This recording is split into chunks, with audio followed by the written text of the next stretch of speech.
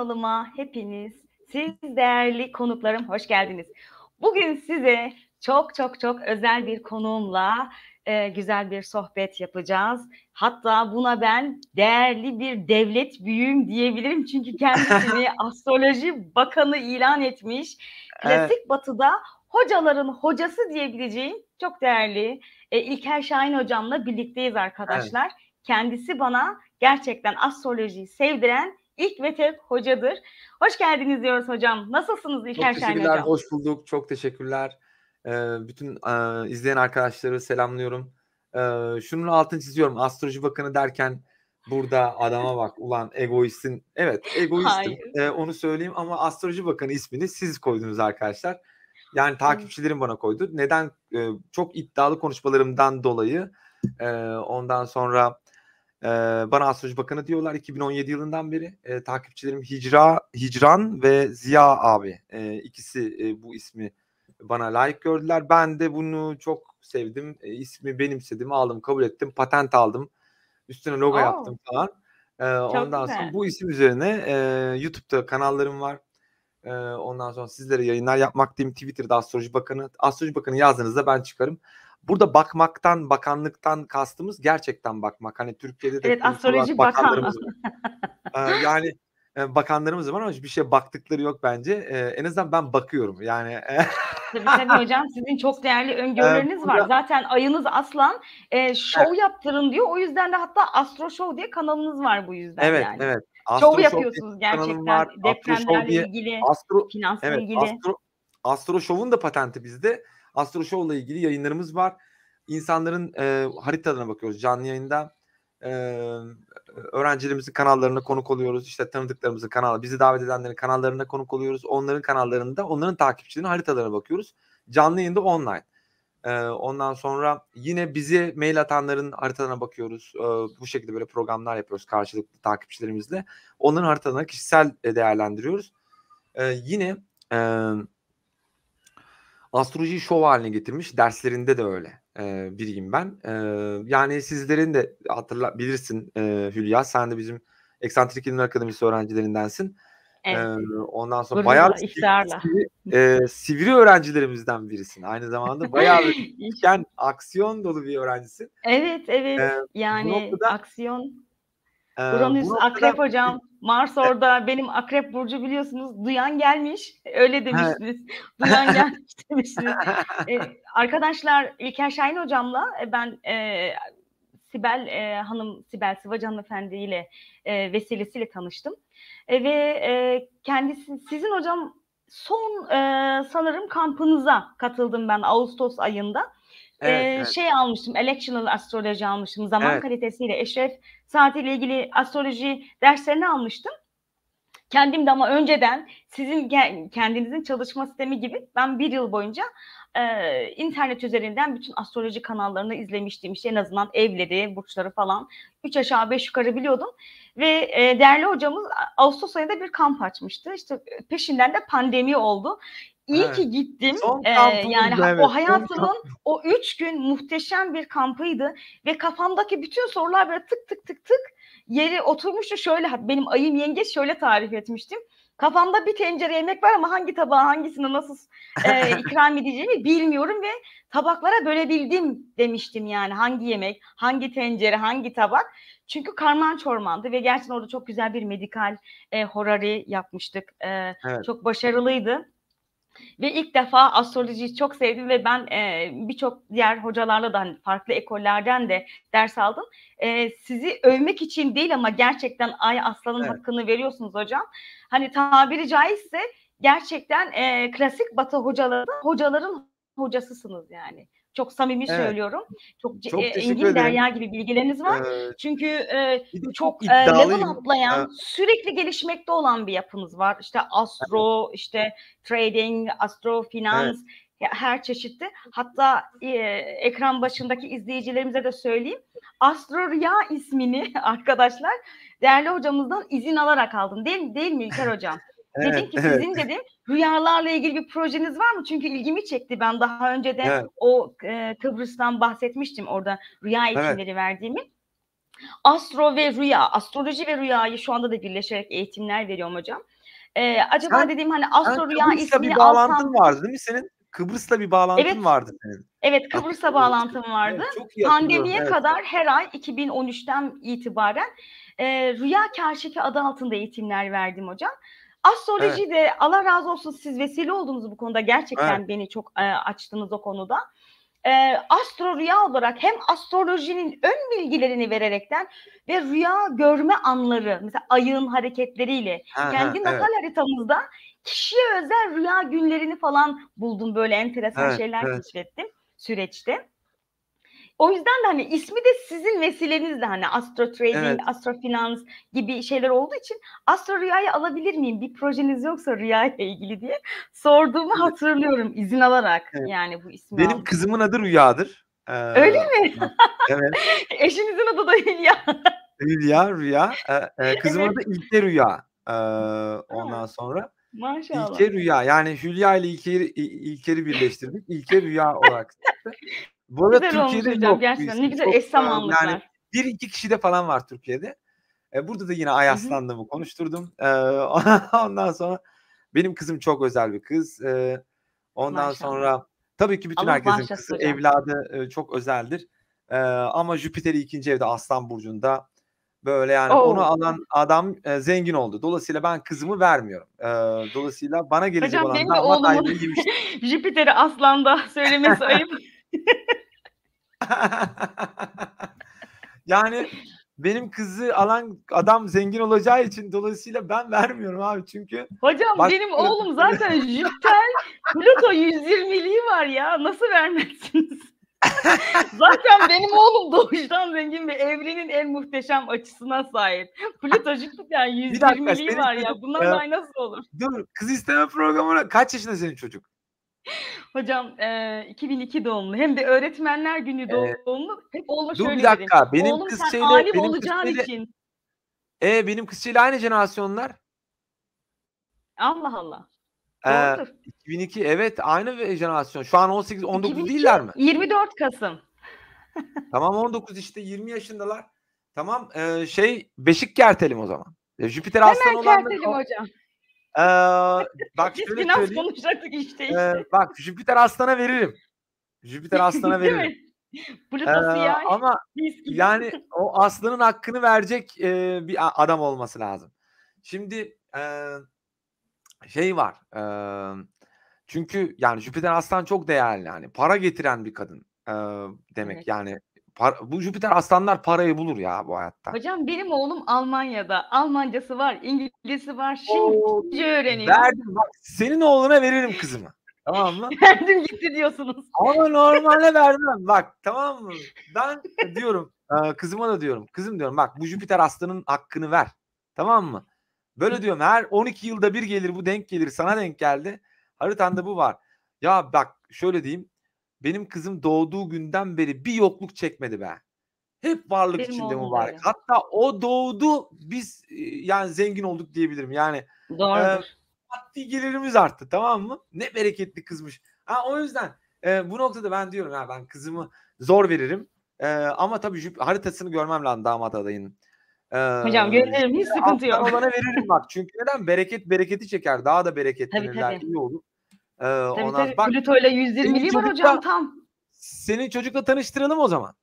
Olabilir bak. Tanıştıralım hocam. Eee, Olabilir, neden bak olmasın? olabilir bak. Yani bak Hocam gökyüzünde şu olabilir. anda zaten müthiş bir hava üçgeni var. Satürn Fortuna Fortunarium'da, Güneş Evet. Capella'da, Ay gitmiş şu anda Akturus'a doğru yolculuğa gidiyor. Harika bir Evet. gökyüzü var, neler konuşuyor. Evet verebilirim. Yani verebiliriz yani. İlke Rüya'yı Hocam konuşalım. başlık Kızçe için beni ne izle bak. düşünüyorsunuz ya, şimdi Sana finansa bir damat girelim. adayı buldum. Kızçe beni izle İlke Rüya. Bak bir damat adayı var. Hem 3-4 tane dil biliyor. Bir Jüpiter Aslan. Bereketine bereket katar kızçe. Bak böyle tarz erkekler bizim yani Aynen hocam, senin işine yarar. akıllı, yani Yani tabii. Şimdi nasıl finansa girelim.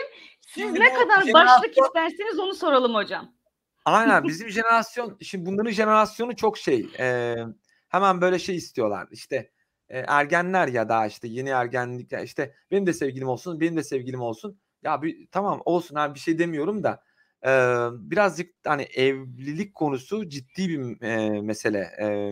Ondan sonra Tabii biraz tabii. natal haritaları baz almamız gerekiyor. Bu noktada gerçekten Evet. senin çocuğun haritayı bir inceleyelim. Vallahi bak beşik kertelim ha. Hadi bu canlı yayında beşik kertelim. Hocam dedim ya finans astroloji konuşuyoruz. Siz başlığı söyleyin. Başlıktan haber verin. Hemen parayı öyle gelin. Dur bir dakika biz nereye girdik ya?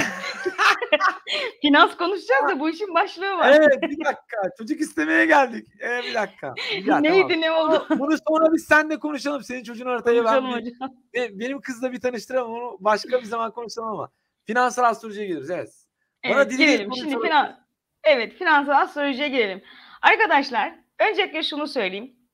Finansal astrolojide gerçekten İlker hocam çok böyle hani tabiri caizse canavar gibi yani ve talebelerini de canavar gibi de yetiştiriyor. 3 yıldır ben sizden alıyorum finansal astroloji dersini hocam zaten.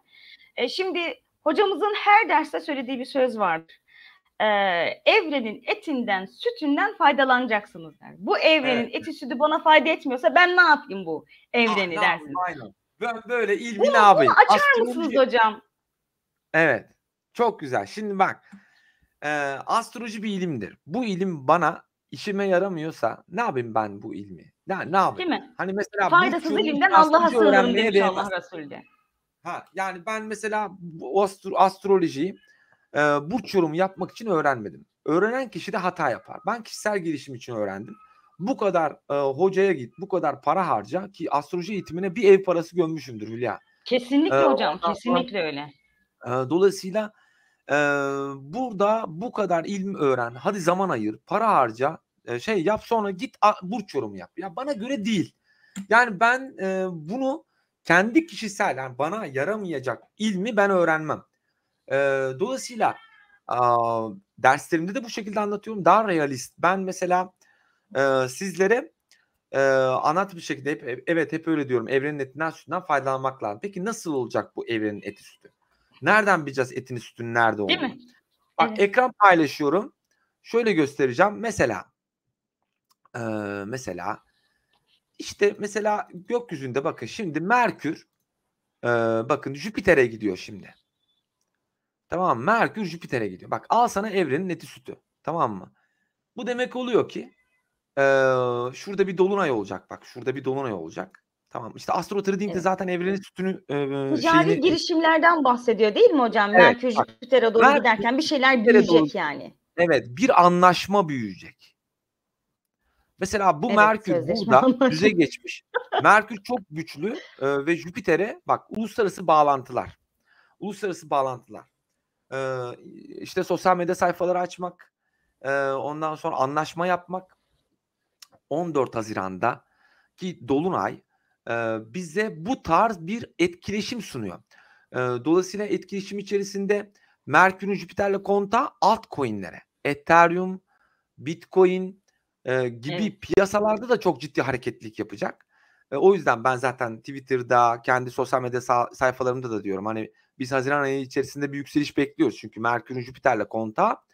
Merkür ne kadar rahatsa o kadar kripto paralar rahatlar. Kripto paraları Merkür yönetiyor. Uranüs'te hocam Bitcoin burada yönetiyor. bir şey söylemek istiyorum. Hocam 1 Ağustos'ta müthiş bir çöküş gördüm ben. Hatta 26 Temmuz'da başlayıp 29 Temmuz'da hızlanıp 1 Ağustos'ta böyle dip yapacak dereceler gördüm. Ve bana ilk şunu soruyorlar. Hocam coin alalım mı? Ki Satürn retro o sırada. Ne tavsiye edersiniz hocam? Yatırım yapmak isteyen arkadaşlara. Yani bu dibin bir dibi gelecek mi? Şöyle şu anda Bitcoin'in haritasında biz şu anda burayı yaşadık bak. Şu anda Merkür'ün şöyle söyleyeyim ben sana. Satürn'ün bir dakika. Bu bir saniye. Şurada Satürn Neptün kavuşumu 9 Nisan ve 2 Nisan'da Satürn Jüpiter karşıtlığı yaşadık. Şu iki tane açı özellikle şu açı Satürn Neptün kavuşumu 9 Nisan'da ben bunu Şubat ayında Ethereum $800 olur mu diye yayınımızda bile söylemiştik. Herkes bize o zaman saldırdı. Dedik ki öyle şey mi olur? Çünkü Ethereum o anda $3.800. Ben dedim ki dikkatli olun ve orada rally söylentileri vardı. Hı Bu hı. Bitcoin'in arkasında oldu bu açı bakın. Akabinde nasıl yıktı piyasayı görüyor musun? Bakın kareleri Hocam görün. Progress'te zaten Satürn retroya girmiş yani Evet, Bitcoin'de. burada şey var. Sen benim kanalımdaki arkadaşlar şey yapabilir. Sen kendini bu arada tanıtmadın. Sen Almanya'da doğdun, büyüdün. O yüzden Almanca tabir ediyorsun bazı kelimeleri. Hani onu biraz Aksan olarak açıklarsan biraz. bizim aksam olarak biraz Alman Almancı Türklerden diyelim. Evet, E, Almanca Türklerdenim evet. Şöyle kısaca burada söyleyeyim, ben Almanya'da doğmadım ama 8 aylıkken gittim. Yani evet, orada yetiştik. Ama okul vaktinde Türkiye'ye geldik. Türkiye'de de okul okudum hocam ben. Genelde evet, ama Almanya ile sürekli bir haşır neşir olduğumuz için yine de hani Türkçem güzeldir. Çünkü Türkiye'de hani eğitim aldığım için güzeldir. Ama bazı evet, terim ve tabirleri işte mesela astroloji diyorsunuz ya. Mesela ben evet, astrolojiyi hani şey yapamıyorum yani biraz bana farklı geliyor bilmiyorum. evet. Satürn'e Satürn mesela ne diyemiyorum diyorsun? mesela. Saturn, Venüs, Mars, hani Merkür hani Evet, bana evet. daha rahat geliyor. Bu Ama benim bu hani tabii böyle işte ol. Bu daha Almanca hava güzel. satmak değil de böyle Evet. alıştım, böyle duydum. Evet, evet. Hatta Bu şey gibi o. telefonda da Ama mesela konuşurken şey var. Secondary'e mesela sen Secondary evet, Progress'e siz ne diyordun? evet, Ben onu o ne ya falan Sekunde diyordum. Progress. Evet, Sekunde Nasıl? Progress diye. Çünkü Almanca öyle okunuyor.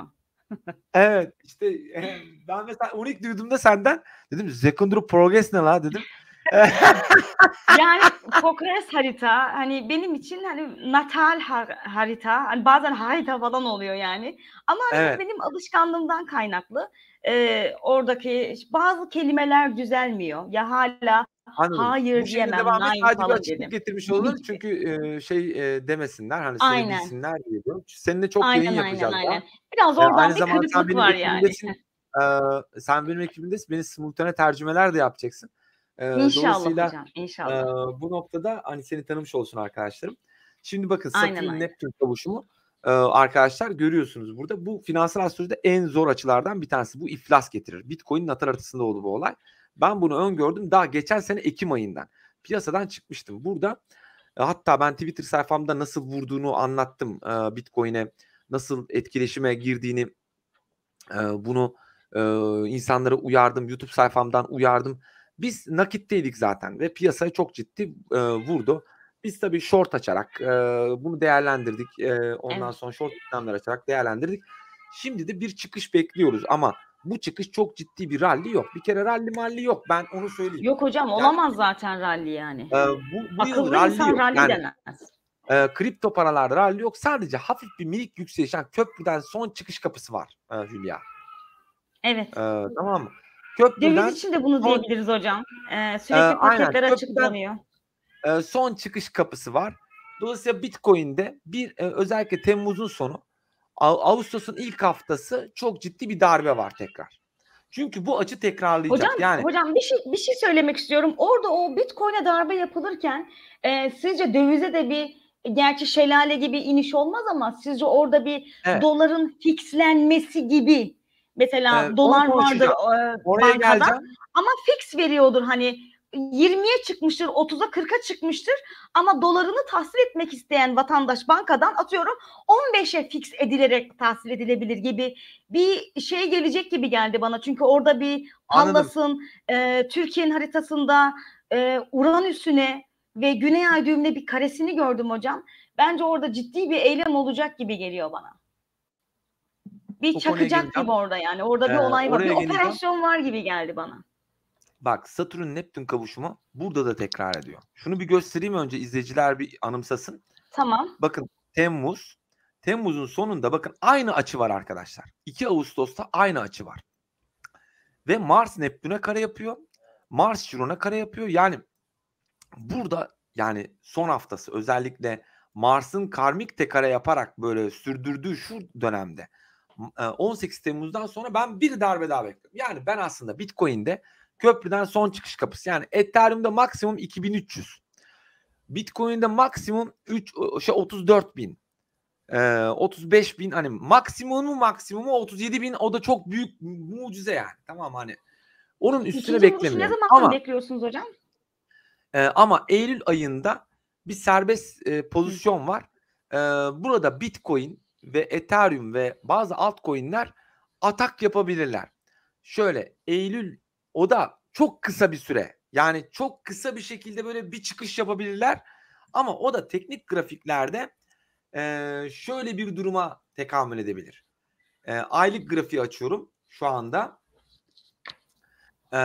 Bitcoin'deyim. Bitcoin aylık grafikte, çünkü EMA stratejistiyim ben, aynı zamanda EMA'lar üzerinden öngörüler yapıyorum. AstroTrading de EMA stratejileriyle birleştirilmiş bir şeydir. Bir saniye. Eğitim paketi. Orada ben teknik bir sorun yaşıyorum. Kalemimi açamıyorum. Neden?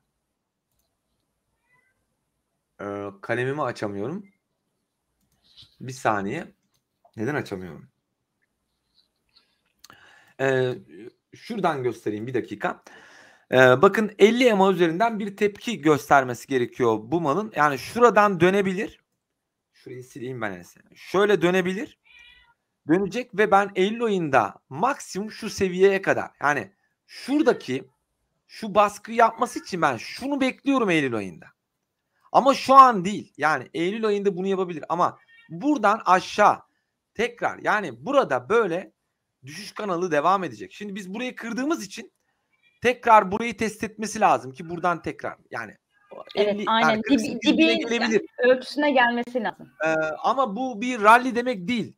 Burada hani köprüden çıkış kapılarımız var. Ne zaman? Haziran ayında köprüden son çıkış kapısı. Kar gören satsın. Evet. Kar gördü yani. Ben Evet, malda kar zaten gören satsın. Herkese onu söylüyorum hocam ben de. yani ben Çok burada ciddi iflas verir yoksa. kar, ben şu anda işlemde değilim. Ben mesela işte gireceğim. Bu hafta sonu bekliyorum ben bir yükseliş. Ben işleme gireceğim burada. Nerede satarım? Yani dediğim gibi 34.000 maksimum benim hedefim. Ethereum'da 2100. Yani 2100'ü göreyim. 2300'ü beklemem bile. Dolayısıyla orada alır çıkarım. Yani dolayısıyla mesela yine AVAX'ta ondan sonra yani maksimum 35 36, yani 50 çok büyük bir rakam yani, tamam mı? Ama Eylül ayında piyasada daha büyük ivmeler olabilir. Ama burada elimizde teknik grafik olmadan bunları net konuşamayız. Dolayısıyla önümüzde teknik, yani oraya yaklaştıkça daha net konuşabiliriz. Çünkü biz astrolojik olarak fiyatları öngöremiyoruz. Sadece biz diyoruz ki piyasa düşecek, inecek. İniş çıkışları görebiliyoruz ama fiyat skalasını göremiyoruz. O yüzden de fiyat skalasını orada daha rahat görebiliriz. Yani Eylül'e geldiğimizde daha rahat açıklayabilirim size. Ama şu anda benim öngörü olarak, yani Bitcoin'de ben şu alana, yani şu alana bir atak bekliyorum. 52.000 seviyesine bir kez daha geri dönüş bekliyorum. Olmalı yani. Çünkü bu kanat boş kaldı. Yani çöküşler hep böyle olur. Yani bütün çöküşler En hep böyle tepeye olur. Yani, kadar çıkar, ondan sonra direkt aşağıya. evet bak, birinci tepe geldi. Onu geçti. Ondan sonra bir tane de onay gelmeli. Yani çünkü burayı kırdığı için burayı test gelmeli tekrar ve buradan aşağıya doğru çok büyük bir çöküşe doğru gideceğiz. Yani Bitcoin'i yıl sonunda biz ben 12.000 dolar, Ethereum'u 800 dolar altında, AVAX'ı 5 dolar, hatta 5 doların altında, Sol 10 doların altında ve birçok altcoin'i delist olarak göreceğiz. Yani delist edilmiş olarak. Yani çıkarılacak. sıfırın altında göreceğiz arkadaşlar. Yani bunu göreceğiz. Bitcoin'i Bu kaç noktada söylersiniz hocam sizce? 12.000 dolar altında. 12. Yani 12.000 dolar şöyle, altında. şöyle bir şey var Hocam Hülya. 60 binlerini biliyoruz ya. Yani şöyle söyleyeyim Hülya. Şimdi Bitcoin'in müşteri portföyü 16.000'in altındaki müşteriler ya çok böyle ya ölmüş dahi olabilirler. Tamam mı? Hı hı. O yüzden 16.000'in altına inerken çok büyük bir zorlanma görebiliriz. Çünkü oradaki müşterilerin, yani orada destek görünüyor ama oradakiler uzun zamandır yani uzun zamandır görmemiş orayı. Hocam herkes elinden çıkarır o zaman yani. Herkes satar. Herkes bir anda elinden satış çıkarır. olur. Dolayısıyla ancak ölüler tutar elinde. Yani dolayısıyla Evet. da burada tabii ki 12.000 altına iner mi? Onu bilmiyorum ama burada destek 16.000 altı gözüküyor. 16.000'in altına inecek bu 12.000 aralığına kadar. Belki de 12.000 hala altında elinde tutanlar varsa onlar da devreye girip satışa girebilirler. Ama burada baktığımızda özellikle hocam Mars'ın retrosu bunu tetikler mi sizce? Mars'ın retrosu yukarı doğru bir aldatıcı yukarı çekecek piyasayı. Çok feci aldatıcı yukarı çekecek piyasayı diye ben düşünüyorum. Çünkü Tabii o hocam gün Neptün'e geldiğinde karaya gide gide yani. Hani Neptün'e doğru gide gide evet, retro Neptün'e yapacak. kare Kareliğe yapıyor. kareliğe. Neptün'e bu piyasada çok ciddi bir kriz ortaya çıkacak. Ekim Evet. ayında Alavere dalavere. Rusya Ukrayna'ya girer. Ukrayna bırakmaz orada. Dümdüz gider Ukrayna'ya. Tamam. Ukrayna'yı bırak, Avrupa Birliği'ne bile girebilir yani. Tamam mı? Belki füze atılma, hani nükleer bir şey risk var da diyorlar hocam. Bazı Evet, hocalar evet, evet. oradan da Nükleer dem olabilir vuruyorlar. çünkü Çünkü şöyle biliyorsunuz her zaman Rusya Mars'ın retrosunu bekler hocam. Yani şu anda bu aynen. fragman yaptı Ukrayna'ya. Evet, Asıl evet, evet, Ukrayna'ya evet. tam Mars'ın retrosunu bekleyecek yani. Bugüne Geçen kadar ne Ermenya zaman mıydı bu ikizler burcunda bir Azerbaycan'a? retro olsa Hocam Azerbaycan'a girmişti, hatırlıyor musunuz bundan 2 yıl önce? evet, Rusya. Heh. Yine Mars retroyla, Mars Koç'ta retro yaparken dalmıştı hocam. Ve direkt kaybetmişti. evet. Ama bu sefer savaşı ilk başta çok güzel zamanda başlattı. Tabii Çok Antares'te ekstrem. başlattı adamlar. Dolayısıyla o savaşın devamı olduğu için o savaşın devamı gelecek Mars retrosunda. Ağustos ayında Eylül 15 Ekim'in Ekim'den sonra sonu. 15 Ekim'den sonra Mars retrosuyla Ocak ayına kadar Rusya Ukrayna'yı konuşuruz burada. Bunun sebebiyle de altın fiyatları tavan. Dolayısıyla petrol fiyatları tavana çıkar. Doğalgaz o Burada zaman kripto tavan olacak paralara hocam. aynen Daha da bir yükselecek burada doğalgaz. aynen Hülya, burada kimsenin kripto paranın dönüp de yüzüne bakacağını zannetmiyorum. Evet. Millet de Ve elinde olanı altcoin satar alırsa, zaten hocam. yani bak 15 Ekim'den sonra, yani 15 Ekim'e kadar bu kriptolar ne yaptı? Tamam mı? 15 Ekim'den sonra kriptonun işi bitmiştir. Yani ondan Hocam sonra peki diplerin dibinden toplarız. çok kısa Ama konu çok kısa bir büyük bir şey rally soracağım var. hocam. Büyük bir Bu rally var. Ne zaman? Mars'ın retrosu hocam, 2 şey soracağım. Mars'ın Evet. retrosunda. Merkez Bankası'nın yöneticisinin değişeceğini düşünüyor musunuz? 1. İkincisi 6 Kasım'da erken seçim düşünüyor musunuz? Dur bir saniye, geleceğim oraya. Bu Tamam. 2023'ün Mart ayı ile 2024'ün Nisan ayında kripto paralarla ilgili devletler kripto paraları onaylayacak. Ben bunu bekliyorum çünkü Satürn'ün Balık burcuna girmesi ve Uranüs'e sekstil yapması, Uranüs'ün de Plüton'un da Kova burcuna girmesi birçok altcoin'in delist edileceğini, yeni coin'lerin çıkacağını, devletlerin de kripto para çıkaracağını, kripto parayı onaylayacağını, kanunen de yasaklanmayacağını, Hocam kanunen de Satürn balık onaylanacağını. zaten, para disappear, yok. Evet, Yani para yok görünmüyor. demek. Yani Görünmeyen görünmeyen para. para. Aynen. Dolayısıyla burada bunu öngörüyorum. 2023 Mart'tan 2024 Nisan'a kadar kripto paralarda çok ciddi bir zirve yaşanabilir. Ama bu hangi kripto paralar? Burada belki de biz AVAX'tan bahsetmiyoruz şu anda. Bunların isimlerini dahi bilmiyoruz belki. Gerçek metaverse projeler, gerçek kripto paralar 2023 Mart'tan sonra daha çok çıkacak. Şu anda gördüğünüz kripto paralar biraz daha metaverse falan filan, bunlar hepsi hikaye. Yani Plüto Kova'ya gireceğini öngörürsek hepsi silinecek zaten. Tabii. Bitcoin bile Düzeni silinme tehdidi değiştirecek. altında. Aynen. Bitcoin bile silinme tehdidi altında. Ethereum bile silinme tehdidi altında. Yani Hocam benzinli arabalar bile silinme tehdidi altında hocam. Elektrikli. aynen Aynen yani yani. Hülya, bütün teknoloji değişiyor, tamam mı? Öyle bir değişime doğru gidiyoruz. Millet diyor ki ben Evet. diyor işte diyor aldım diyor, atıyorum işte ne olsun mesela, Atom diye bir paradan bahsediyor. Yani ne işte DOT aldım diyor, HOT aldım. Ne DOT'u HOT'u be ya? Yani kardeşim hepsi bunların delist edilecek paralar. Bunların çoğu gidecek yani. Tamam mı? Bir kala Ethereum'la Bitcoin kalırsa şükredelim, onların bile gitme ihtimali var. Şimdi burada bu Plüto Kova süreci çok sert olacak. 3 tur olacak. Yani Evet, girecek 2024'e çıkacak. kadar sürekli girip çıkıyor bu Plüto Kova'ya. Dolayısıyla burada Hocam zaten 3 derece giriyor, 2 derece geriliyor zaten. aynen Yani burada ilerisi 3, baktığımızda gerisi 2. aynen burada Plüton'un girişlerine baktığımızda 3 tur giriyor 2024 Aralık'a kadar. Dolayısıyla Plüton'un her girişinde devletler, yani 2023 Mart'tan 2024 Aralık'a kadar kripto paralarla ilgili zaten çok ciddi bir süreç başlayacak. Devletler de kripto çıkaracak. Dolayısıyla böyle önüne gelen şirket Alice, Malis bilmem ne falan filan bunları çıkarmayacak. Çıkaramayacak artık. Yani özel yasalar gelecek.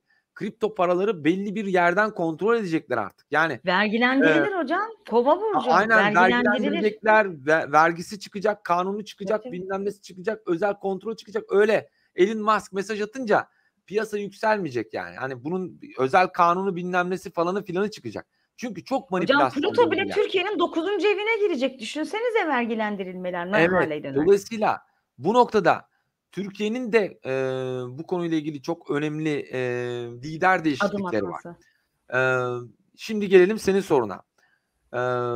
Ne demiştin sen? Merkez Bankası. Hocam ben Merkez Bankası'nın başkanlarının değişimleriyle ilgili haritalara baktım. Hani gece evet değiştiriyorlar, olabilir. sabah başka biri Ben geliyor. bunu incelemedim Onun ama evet Merkez olabilir. Bankası'nın haritasında güneşle alakadarlığı var hocam. Yani transit haritayı Merkez Bankası'nın haritasının üzerine koyduğumuzda orada güneşe yapılan açılarla ilgili daha önceki başkan değişimlerine baktığımda her Evet. defasında değişken burçlarda bir hareket var hocam. Evet. Olabilir. Ama ben ben buraya daha çok çalıştım. Şöyle söyleyeyim. Ya Merkez Bankası'ndaki şeye pek çalışmadım ama yani bu konuda sen daha iyi bilirsin. Ama şöyle söyleyeyim Hülya. Bir kere önemli bir sen dedin ya seçim olacak mı? Erken seçim olacak mı? 6 Kasım. Evet, 6 Kasım'la ilgili bir Eğer şeyler gördüm ama bu yıl Ekim ayından sonra bir seçim planlanırsa bu seçim tekrar etmek zorunda kalır.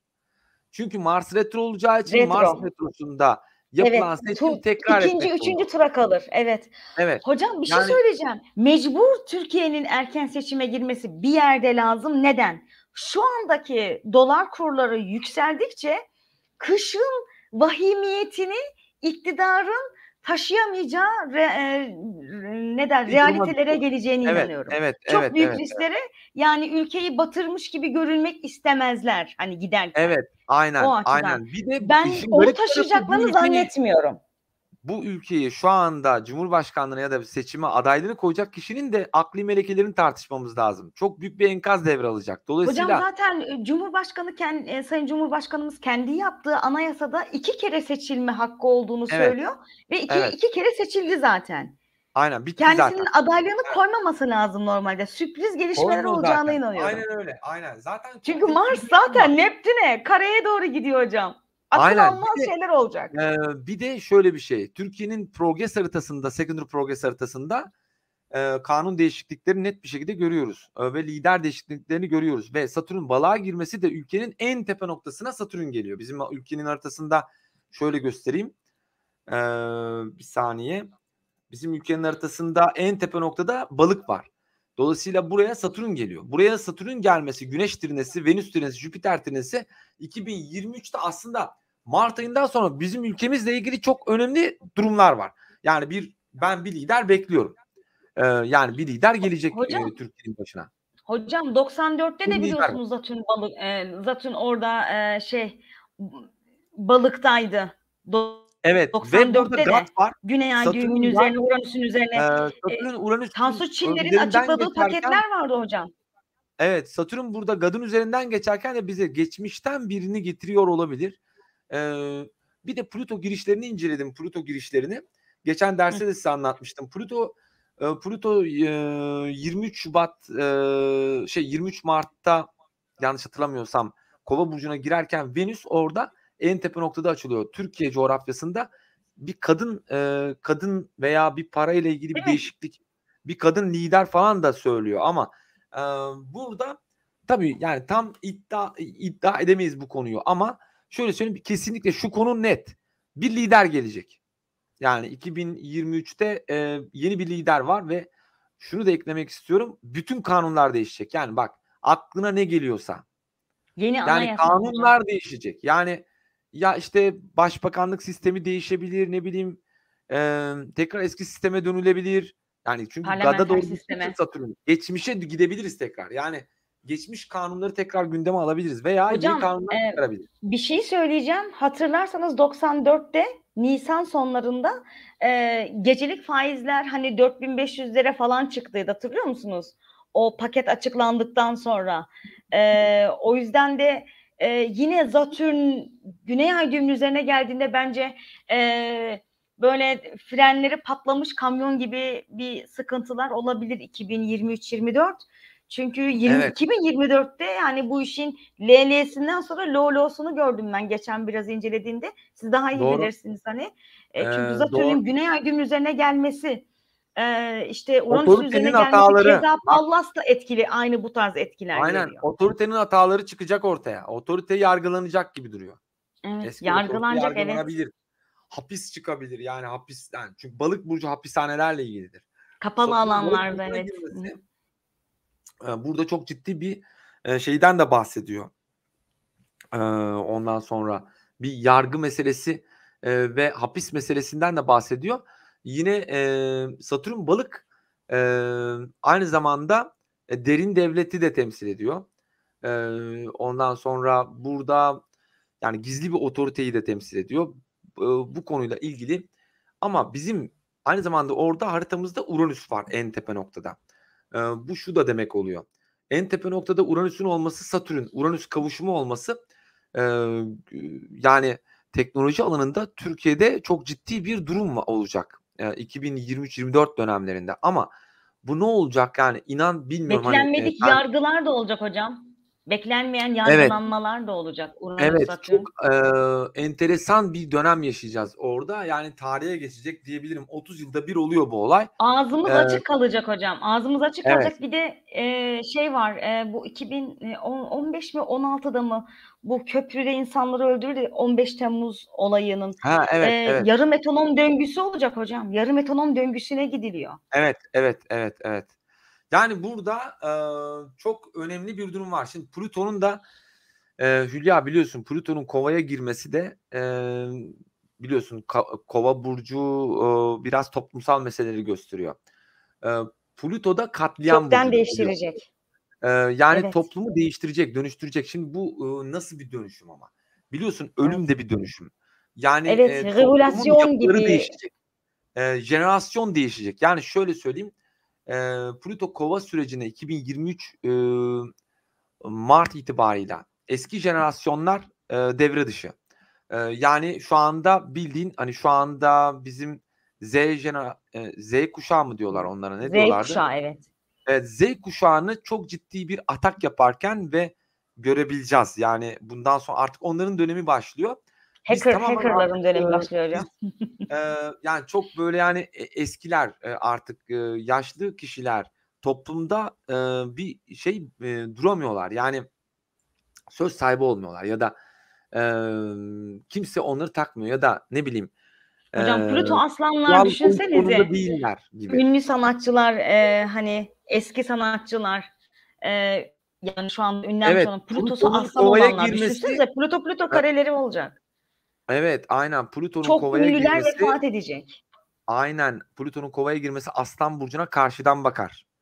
Bir sürü Evet. ünlünün ölümünü Ay göreceğiz. karşı. O Özür dilerim. eee, Kare dedim, özür dilerim. karşıdan bakacak. Hı Ondan hı. sonra Kova'da Aslan'a bakacak.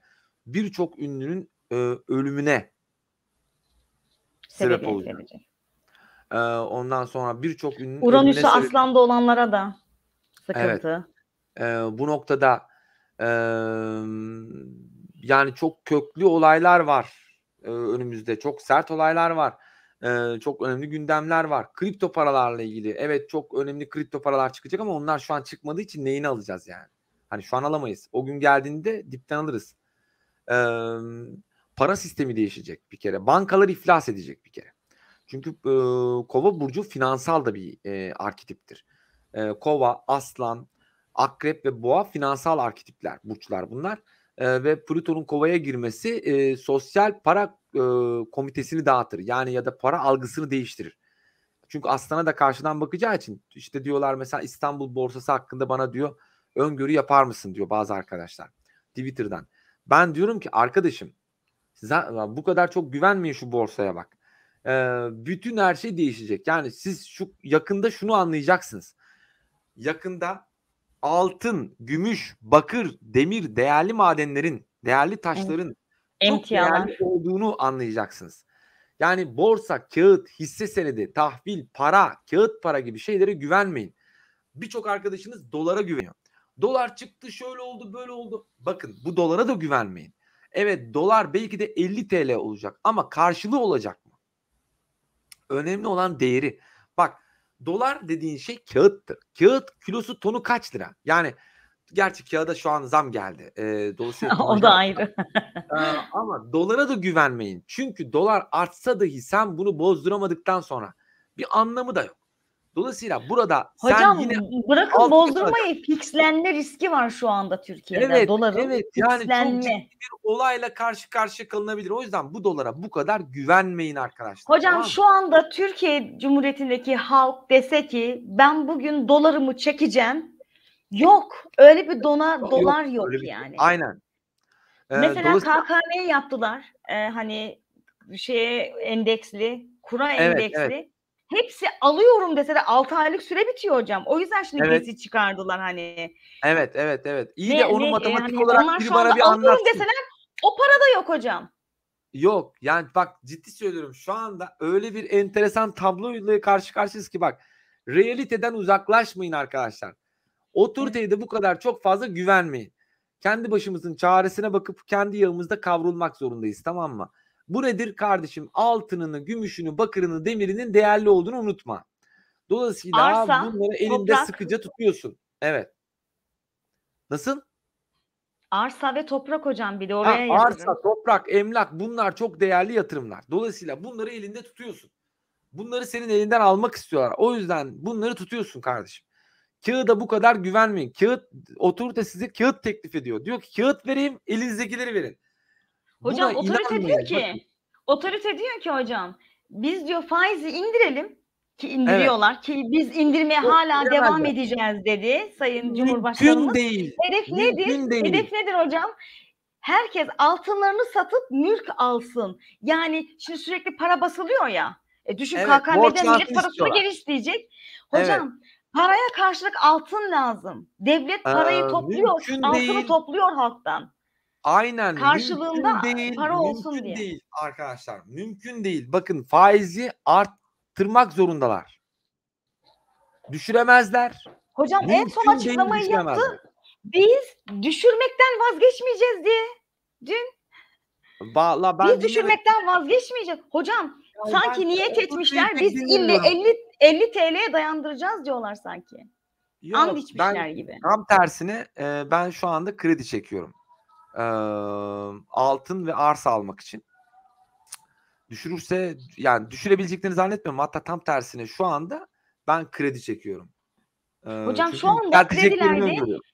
100 binin üzerinde çekenlere 24 ay, 50 binin üzerinde çekenlere 12 ay geri ödeme süreci vereceklermiş.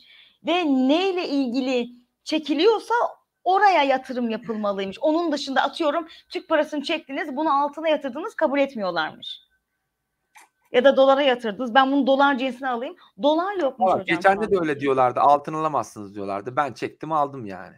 Hani Bir sürü risk hocam. kimseye de hesap vermedim. Tabii benden sonra alanlar gitmiş gümbürtü ya. Onlar alamamışlar ama ben bu konuda zaten hazırlığımı yapmıştım. Yani krediyi çektim, gittim altın aldım. Ertesi gün çıktı. Altın alamazsınız çıktı.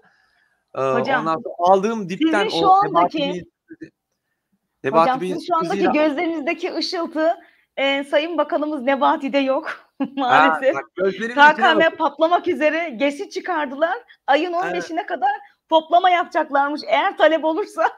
Yok, ben güvenmiyorum. Ben şu şartlar altında devlet başa doğrudur. Türkiye Cumhuriyeti baki kalsın. Evet, ben halk olarak elimden geleni yapayım ama kusura bakmasınlar da ben de halkım. Devlet bana bir şey yapacak. Ben devlete ne yapayım? Dolayısıyla bu noktada Hocam, ben şu burada dakika bir sözünüzü itibariyle keseceğim. kurumlarına güvenmiyorum. Devletin Burada hiçbir bir kurumuna sözünüzü keseceğim güvenmiyorum. hocam. Açıklamasına güvenmiyorum. Hiçbir şekilde de kale almıyorum. Yani bir Türk vatandaşı olarak, bir Türk olarak diyorum ki otorite önce doğru yönetsin, sonra gelsin bana hesap sorsun. Bir. İki, ya çok basit bir olay. Yani bir kere, yani çok Sayın Nebati Bey yani daha teknik grafikteki TOBO'yu bilmiyor. Ya onun orada ne işi var? Bir kere yani ben, yani Sayın Bakanımızın, yani saygı duyuyorum, tamam, ama orada olmaması gerektiğini düşünüyorum. Yani bu ülkede adam kalmadı da biz Nebati Bey'i mi oraya layık gördük? Yani kardeşim, demek ki bu kadar zor durumdayız. Yani adam yok demek ki. Adam hiç yok. Nebati Bey'in eline kaldık yani. Sayın Nebati Bey de ne yapsın? Ya bilmediği için dolayısıyla anca bu kadar oluyor kardeşim. Ya ben Hocam bildiğini bir şey düşünmüyorum. söylemek istiyorum. Yani Nebati Bey'in hiçbir şekilde ekonomiyle alakası olduğunu düşünmüyorum ben. Aynen. Hocam bir de şöyle bir durum var. Şu an Türkiye'de şöyle bir algı var maalesef. Yapılan yanlış para piyasaları, finanslarla ilgili yanlış geçişlerden kaynaklı devlete karşı gereksiz bir düşmanlık var ve yanlış olduğunu düşünüyorum. Benim şöyle bir düşüncem vardır her Evet, zaman. tamam, Hocam devlete devlet gereksiz duvardır. yere düşman Hocam, olmuyoruz zaten. Burada bak hocam düşmanlık temsilen hep derim yapmayalım. ki, Devlet bize lazım ama gel gelelim. hocam, Ama kardeşim halk da aç. Bak devlet hocam müsaade edin. halkın parasına göz dikiyor. Böyle de olmaz Kesinlikle. ama. Evet. Hocam hep derim ki ben, devlet duvardır, hükümet boyadır. Tamam mı? Evet. Devlet duvardır, hükümet boyadır. Evet. Eğer biz beğenmiyorsak yönetimi, duvarı yıkmaya gerek yok. Sadece duvarın rengini değiştireceğiz. Hepsi bu. Evet. Yani yönetemeyen gider. Duvarın Yani şu boyasının var. rengi değişecek yani. Hiç Ama kimsenin devletle bir sorunu yok zaten. Hülya, Payidar ama ben olsun ilelebet yani. birazcık marjinal olacak ama ben açıkçası kadim devlete okuyayım. Benim için devlet bayraktan ibaret, saygım var. Devlet başa tabii ki. Ama gel gelelim. Ben devletin hiçbir siyasi kurumuna güvenmiyorum. Sisteme güvenmiyorum ben artık. Yani bunu Hocam yani TÜİK'in bilginiz olsun. neticelerine bakın. Kurulan Sistemden memnun pazarla bir değilim. alakası var mı Çünkü yani? neden? Ahmet'i göndereceğiz, Mehmet'i getireceğiz. Sistem gene aynı sistem. Hiç fark etmez. Gene aynı şey. Çünkü Yani tek kişi sistemde bir sorun yönettiği var. için hocam. Tek kişi yönettiği için tek kişinin verdiği emirlere uyan, Aynen. itaat Sistemde bir edenler sorun var. Bizim yönetiyor. sistemi değiştirmemiz lazım. Benim bildiğim, benim başımdaki lider bana hizmet etmeli. Benden hizmet beklemeyecek. Ben hizmet bekliyorum kardeş. Talep eden benim. Ben hizmet talep ediyorum devletten. Diyorum ki bana hizmet etmen için varsın. Dolayısıyla Hocam sen cumhuriyet o benden vergini zaten. alıyorsun. Vergi Aynen alıyorsun. halkın Okey. kendi Onu kendini alıyorsun. Bunu alıyorsun. yönetmesi. Şunu yapıyorsun. Ama kardeşim kriz oluyor. Bilmem ne oluyor. Bana burada imkan sağlamıyorsun. Benim daha çok elimdeki parayı da alıyorsun. Şimdi ben önce ben aileme bakarım. Benim için devlet ailedir. Önce ailede başlar. Ben önce ailemin çıkarlarına bakarım. Sonra mahallemin çıkarlarına bakarım. Devlete gelene kadar önce benim sokak var, mahallem var. Yani dolayısıyla ben ailemi kurtaramadıktan sonra kusura bakmayın da devleti kim kurtarıyorsa kurtarsın, Süperman değilim yani. Bu yüzden siz de Süperman olmaya kalkmayın. O Türkiye'ye bir şey olmaz. Bakın size bir şey olmasın. O yüzden bazılarını görüyorum. Ya işte Türkiye, benim böyle birkaç tane arkadaşım var. Geçen senelerde Sayın Cumhurbaşkanımız elindeki altınları bozun, piyasayı rahatlatın diye haber yaydı. Yeni evlenmiş olan birçok arkadaşım elindeki altınları bozdu ya. Yani ve çok ciddi zarar ettiler. Yani bakın arkadaşım böyle düşünmeyin. Önce senin ailen. Devlet, tamam mı? Senin ailen zaten. Ailen senin önce devlet, tamam mı? Sen Kesinlikle aileni hocam. düşüneceksin önce. Aileni düşüneceksin. Sonra mahalleni, sonra devleti düşüneceksin. Bizde nasıl? Bizde biat kültürü gelişmiş. Yani başımızdaki ne diyorsa öl dese öleceğiz yani. Kardeşim bir aklı melekelerimizi kullanalım. Tabii ki saygısızlık yapmayalım. Devlet gerekli ama kardeşim siyasi hükümet olduğunu unutmayın. Hükümet başka, devlet başka. Kesinlikle. Devlet duvardır, hükümet duvarın boyasıdır. Kanunlar değişir. Dolayısıyla bu noktada dikkatli de olmamız gerekiyor. Ben o yüzden benim hiçbir siyasi otoriteye karşı bir güvenim kalmadı. Benim bir siyasi otoritem yok. Yani beni temsil eden bir otorite olduğunu düşünmüyorum. Dolayısıyla ben demokrasi de inancını kaybetmiş biriyim. Ben oy vermeye de gitmeyeceğim. Yani istediğinizi seçebilirsiniz aranızda. Ben siyasete Hocam güvenmiyorum. oy verilmezse orada o bölgede Ne kim daha olacağı çok beni oy ilgilendirmiyor. aldıysa ona sayılmıyor mu? Öyle bir şey yok mu Türkiye'de? Evet, yani gitmeyenler, yani ben şöyle bir şey. Ben protesto ediyorum. Yani seçimleri protesto Ama ediyorum. herkes Ben hocam protesto sizin ediyorum. gibi aydın düşünen insanların hepsinin protesto ettiğini düşünsenize kimler oy vermeye gider? Sistem yıkılır. Bir, ikincisi yani şöyle bir şey var. Çok ciddi cıngar. Belli bir oranda eğer gitmezseler, tamam mı? Şey olur. Ben bunu olacağını düşünmüyorum. Bizim halkımız gider oy verir. Bir oyla her şeyi satın alacağını zanneder. Ben işim gücüm var. Oyla uğraşacak vaktim yok. Bu noktada Zaten astrolojik olarak biliyorum ne olacağını. Ben oy versem de aynı şey olacak, vermesem de aynı şey olacak. Çünkü bu bir, belki bu konuda bazı arkadaşlarınız beni eleştirebilirler. Hiç problem yok. Yani ben kendi kişisel fikrimi söylüyorum. Demokrasiye inancımı kaybettim. Yani benim için demokrasi bir çıkış yolu değil. Ee, Yani çünkü yani hani diyoruz ya, şimdi hani ben gitmezsem kimler gider? Tamam, peki. Ya birlikte gitti. Ya ben şu an halkın da akli melekelerini çok iyi çalıştığını zannetmiyorum. Yani biz gittikten oldu bugüne kadar birlikte. Mesela hep birlikte gittikten oldu. Toplum kimi seçti? Yani ne oldu? Yani toplumu seçtikleri çok.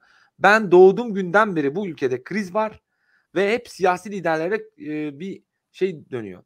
Yani ben artık Demirel'leri görmüş biri olarak, Mesut Yılmaz'ları, Tansu Çiller'leri görmüş biri olarak diyorum, bıktım.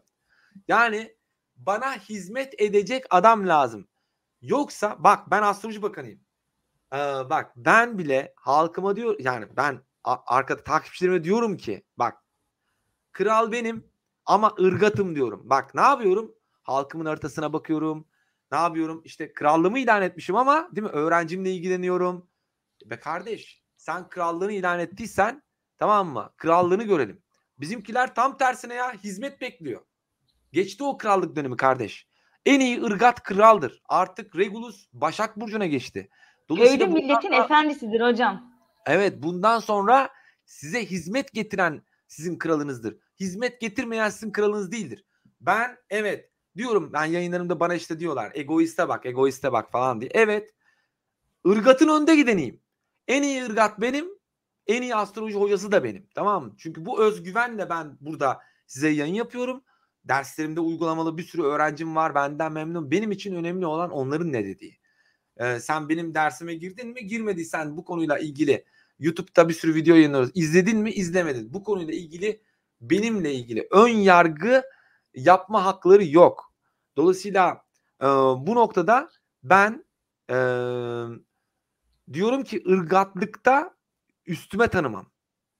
Hocam insan zaten Detayları hizmet yakalamakta üstüme etmeli. tanımam. Bir kişinin hocam himmeti, hizmeti milleti olmalı. Eğer Evet. bir kişi milleti için hizmet ederse o kişi tek kişilik millettir hocam. Aynen. Yani ben burada kesinlikle hizmet konusunda bir kral halkına hizmet etmeli kardeşim. Lider halkına Evet. hizmet etmeli. Etmiyorsa yemişim onun Sefa krallığını ya. sürmemeli. Evet, Aynen. kesinlikle. Bizimkiler bizden Hocam hizmet ben de bekliyor. Almanım, o yüzden ben de oy kullanamıyorum zaten. Siz Boş ver. Bir şey kişisel olarak. kaybetmiş değilsin. Yani bir şey kaybetmiş değilsin Hülya. Hiçbir sorun, ömrümde hiç Türkiye'de oy kullanmadım Alman vatandaşı olduğum için. Hülya. Ama Almanya'da çok kullandım. Orada da her zaman komünist partilere verdik. Neden? Dengeyi Evet. sağlıyorlar diye. SPD Hülya var, şöyle Sosyal söyleyeyim. Boş Demokrat ver. Parti. Biz Onlara seninle verdik. işimize, Orada sağcılara vermiyoruz hocam biz. evet, biz işimize bakalım. Aynen. Ben astroloji anlatayım, sen Almanca tercüme yap. Tamam mı? Aynen. Demokrasiyi isteyen yapsın, nereye götürüyorsa götürsün. Yani demokrasiyi ben getirmedim ki sorununu çözeyim. Dolayısıyla bu konuyla ilgili halk kendi arasında anlaşsın. Ben sisteme güvenmiyorum kardeşim. Sisteme güvenmediğimi, bu benim kişisel düşüncemdir. Kişisel düşünce haklarım var. Dolayısıyla güvenmiyorum kardeşim, vermek zorunda değilim. Hocam Tamam bir mı? şey soracağım. Biraz uçuk bir soru olacak ama Evet. gökyüzüne bakarak şimdi biz astrolojik deneyimleri haritalardan değil mi? Diyoruz ki şöyle şöyle bir şey olma ihtimali var. Gözlemleri sunuyoruz. Bu sistemi kuran yaradan sizce demokrat mı? Ha, değil. Onu söyleyeyim. Evren Nedir kanla yönetiyor. teokrat? Teokrat mı? Feodal mi? Aa, Nedir hocam? ay ben Monarşi. bak, süper soru sordum bak Hülya. Aklıma Şu bir anda geldi. Siz işte nasıl görüyorsunuz Allah'ı? Yani ben sistemi zaten yaratan nasıl bir Hülya, şey kurmuş? Hı. Hülya zaten ben o yüzden şey değilim yani. Tamam mı? Hani sisteme güvenmiyorum. Tamam mı? Bak, bu evren soyla yönetilir. Kanla yönetilir. Tamam mı? Oyla değil. Biz olayı yanlış anlamışız. Ve adaletle hocam Satürn'e bakacak Ama işte olursak o da retroda şimdi herkes aynen lider, adaletin yani karşılığını alacak. gen var. Gen. Gen lazım. Kral geni lazım. Yani ya bizim başımıza getirdiklerimizin, yani sen düşünsene, hayatında hiç böyle bir genetik olarak bir şey olmayan birini başına cumhurbaşkanı ya da bir şey yapıyorsun. Sonra diyorsun ki bize hizmet et. Hizmet etmiyor. O kadar çok Haritasına parayı, o bakıp kadar çok seçmek lazım değil mi o kadar hocam çok aslında? gücü birinin eline verirsen adam sapıtır. Evet. Bunu ayakta tutacak bir gen lazım. O yüzden evren soyla yönetilir. Kanla yönetilir. Genle yönetilir. Genetik bak, ben size şunu söyleyeyim, genetik üstünlük var. Evrende genetik üstünlük kanunu var. İster kabul et ister kabul etme. Gen Ve üstündür her hocam şeyden. gen kadından geliyor. Aslında ataerkil değildir Değil. sistem. Ataerkil de değil. Anaerkildir. Zaten sistem ataerkil değil. Evren ana zaten. Baba değil ki. Evren ana. Hocam bir şey söyleyeyim mi? Çince'de kadını anlatan ya da şöyle söyleyeyim soy ifadesini kullanılan kelime kadın karakterleriyle yazılıyor. Orada bile soy bile kadından geldiği ifade ediliyor. Çünkü Evet, orada her doğru. bir Kadından karakterin geliyor. mistik bir anlamı var. Evet, soy Kesinlikle kadından geliyor. Soy isim evet. derken kadın söyleniyor orada. Evet. Biz olayları ya çok tersinden anlamışız. İşte ama bizdeki kültür ataerkil. Hocam ana Bak, vatan diyoruz ama yöneten aynen. baba. Yani Evet. Yani ben burada mesela ayım yengeçtir. Ayım yengeçtir aynen hocam. vatandan kastım Ben da şöyle barınma düşünüyorum ihtiyacını mesela karşılayan yuvadır yani aynen. vatan. Tamam mı? Ay harfi. Ülkemizin çok yara aldığını düşünüyorum hocam. Astrolojik olarak da bak, baktığın zaman mesela vatan arketipine bak, aydır. Annedir Aydır yani. tabii. Anneyi Yani anlatır. doğurgandır. Ben Yani seni sadece hani besleyen, kişisel sana sahip olarak değil çıkandır. ama hocam kişisel Sana olarak sahip değil ama çıkandır. Bak. mesela eğer bir kadın yönetirse daha iyi geleceğini düşünüyorum. Çünkü Türkiye'miz çok ciddi yara aldı. Şefkat lazım. Yani Meral Evet Hanım ama olur, öyle bir başka bir kadın var hanım mı olur. işte? Yetenekli bir hanımın aslında ana vatanı bir ananın yönetmesi lazım olduğunu anneliği bilen yani anne Evet. olmuş bir bayanın yönetmesi gerektiği kanaatindeyim. Naçizane Evet. fikren. Düşünüyorum ama gel gelelim okey, ama dediğim gibi sistem bu şekilde olduğu sürece bir kadın da bu sistemle başa çıkabileceğini zannetmiyorum. Sistemde bir sorun var. Bak, tekrar aynı yere geliyorum. Bu sistem ya, evrende soy önemli. Kan önemli. Gen önemli. Yani kesinlikle oy önemli değil. Yani senin ortak fikrinle birini seçemezsin. Yani bak, İngiltere Krallığı'na, İngiltere'ye bakalım. Değil mi?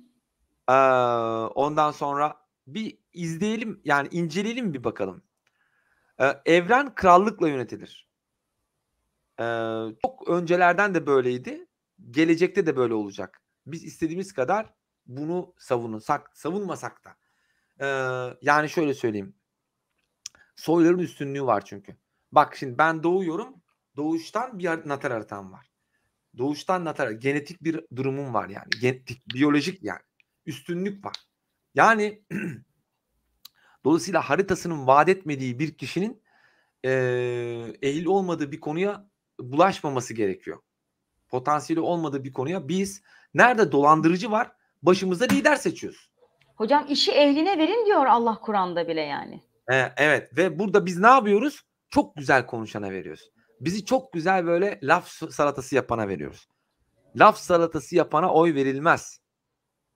Bugüne kadar verdik de ne oldu? Verdik Demireller. Benim babam 3 kere iflas etti.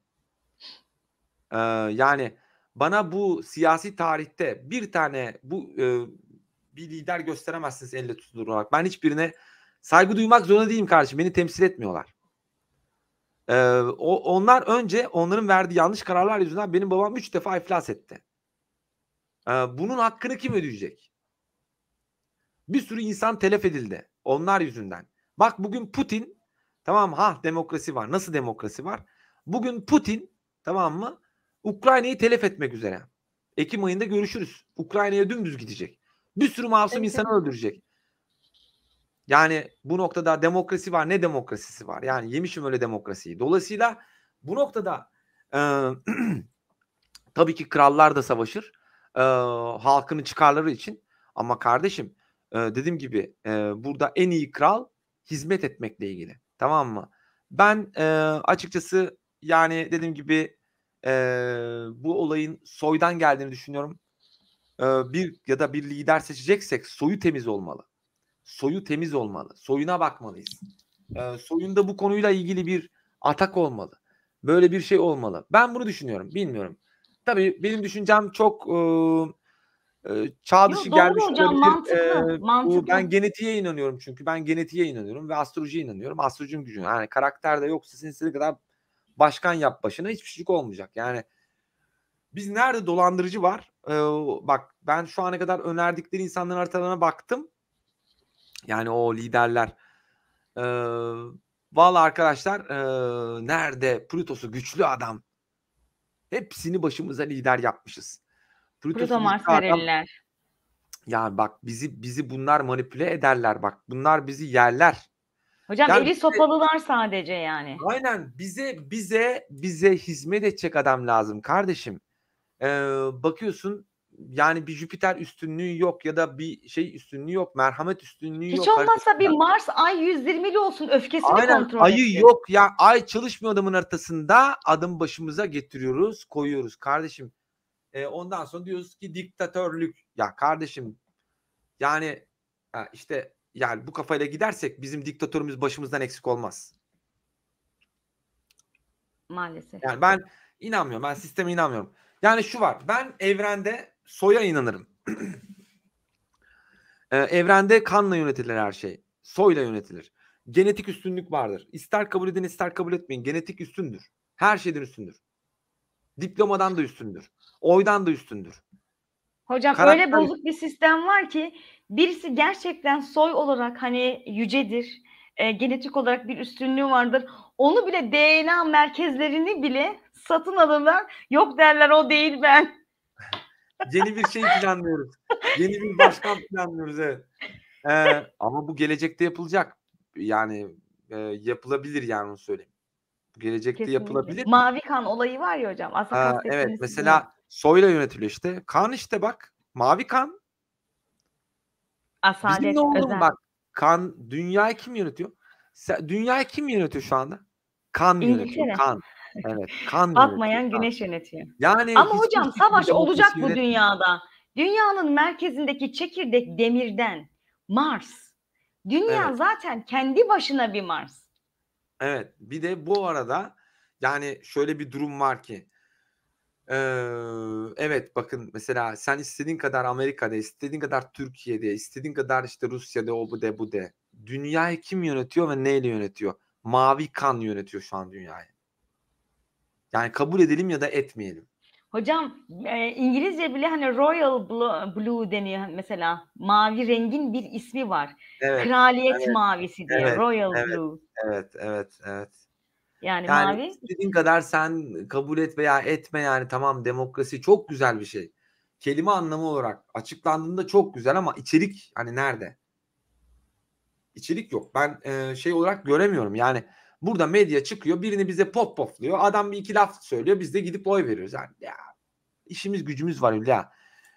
Biz işimize bakalım. Oy veren versin. Yani umurumda bile değil. Çünkü ben Türkiye'nin nereye gideceğini biliyorum. 2024, 25, 26'ya kadar zaten düzelemeyiz. Bizi Feriştah gelse kurtaramaz. Bu konuyla ilgili yani biz kime oy verirsek verelim Hülya. Zaten Enkazı devralacak hocam. yani enkaz alacak. Yani dolayısıyla bu enkazı almak isteyen çıksın. Zaten büyük cesaret. Ona oy Hocam vermek lazım. maddi enkazı alacak. Zaten peşi sıra depremler geliyor. Uranüs göstere göstere Yani algole gidiyor başına hocam bela yani. alacak. Hani şey var ya ne Gerçekten diyor? başına bela Sağlık alacak Bakanımız, yani. Sağlık Bakanı adam Sağlık Bakanı oldu. Pandemi çıktı, bilmem ne çıktı, cart çıktı, cürt çıktı. Adam Allah kahretsin kardeşim deyip tamam mı? Adamın pandemi yani Sağlık Bakanlığı döneminde bir sürü sorun çıktı. Adam bir rahat bakanlık yapamadı mesela Sağlık Bakanımız. Tamam Evet. mı? Yani ben cesareti olan başkanlığa adaylığını koş. Çok merak ediyorum. Gerçekten aslında şu şartlarda aslında o kişiyi desteklemek lazım. Çünkü ama yalnız akli melekelerini inceleyin o kişinin. Yani şu şartlarda Türkiye'yi yönetmek isteyen bir kişinin akli melekelerinde ciddi sorun olabilir. Hocam 2024-2026 çok ciddi depremlerin olacağı bir süreç. Evet, evet. Yani evet. bir ekonomiyi düzeltirken insanlar ölecek yani. Evet, Kaçak ya biz şimdi yapılanma, ekonomiyi düzeltmeye ondan bundan. çalışacağız. 2023 Mart'tan sonra depremler başlayacak. 2026'ya Depremler var. kadar. 2024 Bu yıl bile Kasım. bu yıl bile riskli bak. Bu yıl bile çok Hocam ciddi riskler 2026 var. Ağustos çok büyük depremler Evet. var yani. Progres haritasını zaten bak şurası bak ben Türkiye'nin şurada bak progres haritasında sen ne diyordun Almanca? Neydi? Sekunde pro. Sekunde Progress. Progress. Evet ya R'ler çok bizim gırtlaktan geliyor. evet bak 2000 bak şu aya bak. Ay Gada gidiyor ve Uranüs'e gidiyor. Bak burası çok Evet. sert bir döngü. Ve burada Jüpiter bak burada Mars Jüpiter kavuşumu 4. ev giriş kapısında ve Uranüs'e kareye gidiyor. Yani bu çok sarsıcı bir kökten bir yıkıma sebep olabilir. Bu bir savaş, deprem olasılıklarını ortaya koyuyor. Bize 2024'ten sonra yani 2000 yani şu anda başladı aslında süreç. Şöyle söyleyeyim ben size arkadaşlar. Ay Balığa girdiğinde 2023 Nisan'dan sonra ben resmen diyebilirim depremlerle yüzleşmeye başlayacağız. Ama bu yılda depremler olabilir. Hocam Ama balık teması ne olacak? Ölüm teması. 2,5 yıl ölümle mücadele. Uranüs'e gidecek. Uranüs'le kavuştuğu zamanı düşünsenize hocam. Ay Uranüs kavuşurken neler olabilir yani? Ay Uranüs'e doğru gidecek ve Jüpiter Mars Uranüs'e kare yapacak. Yani bak şuraya iyi bak görüyor musun? Artı hocam transitte de yani Uranüs Algol'e gidiyor yani. Aynen Mars Jüpiter'le birlikte Uranüs'e gole gidiyor. Ay da tetiklemiş 2024 Haziran. Yani ben şu anda orada cesaretimle... Hocam tam o zamanlarda Uranüs Algol'de gökyüzünde. O sıralarda. Evet tam Algol transitte geliyor. Hocam ben hatta demişim 2024 yılının 1 ila 11 Temmuz arasında deprem bekliyorum mesela ben. Evet. Ya ben senin bak şu girişimciliğine hayranım Hülya. Öncelikle gerçekten bravo, tebrik ediyorum seni. Yani benim öğrencilerimsin en sivrilerindensin. Helal olsun. Çok girişimci bir kızsın. Ediyorum. Konuyu çok iyi anlıyorsun ve çok iyi araştırmalar yapıyorsun. Seni takdir ediyorum bu konuda. Teşekkür ederim hocam. İltifat ediyorsunuz. Çünkü sağ olun. Şey var. Araştırdığını biliyorum çünkü konuştuğun şeyler evet yerine oturuyor. Yani konuşmalarından belli. Seni o yüzden takdir ediyorum. Hocam 2026 yılının da ben araştırdığımda yanında değildim ama söylediğin kelimeler evet burada var. Aynen öyle. Evet. Yani hocam Ağustos ayının da 2026 18 hocam 2026 yılının Ağustos ayında 12 Ağustos ila 24 Ağustos ayın haftasında büyük bir deprem var. En yıkıcı orada risk var. Ama dediğim gibi 2024 1-11 Temmuz arası. Onu daha yapmadım yani o tarihlerde. Uranüs Algol'de ama hani ay tetiğine, güneş tetiğine daha bakmadım. Önceki tutulmasına falan da bakmak lazım. Evet. Daha bir derin minör ama dediğin tarihler gerçekten zorlayıcı tarihler. Evet doğru.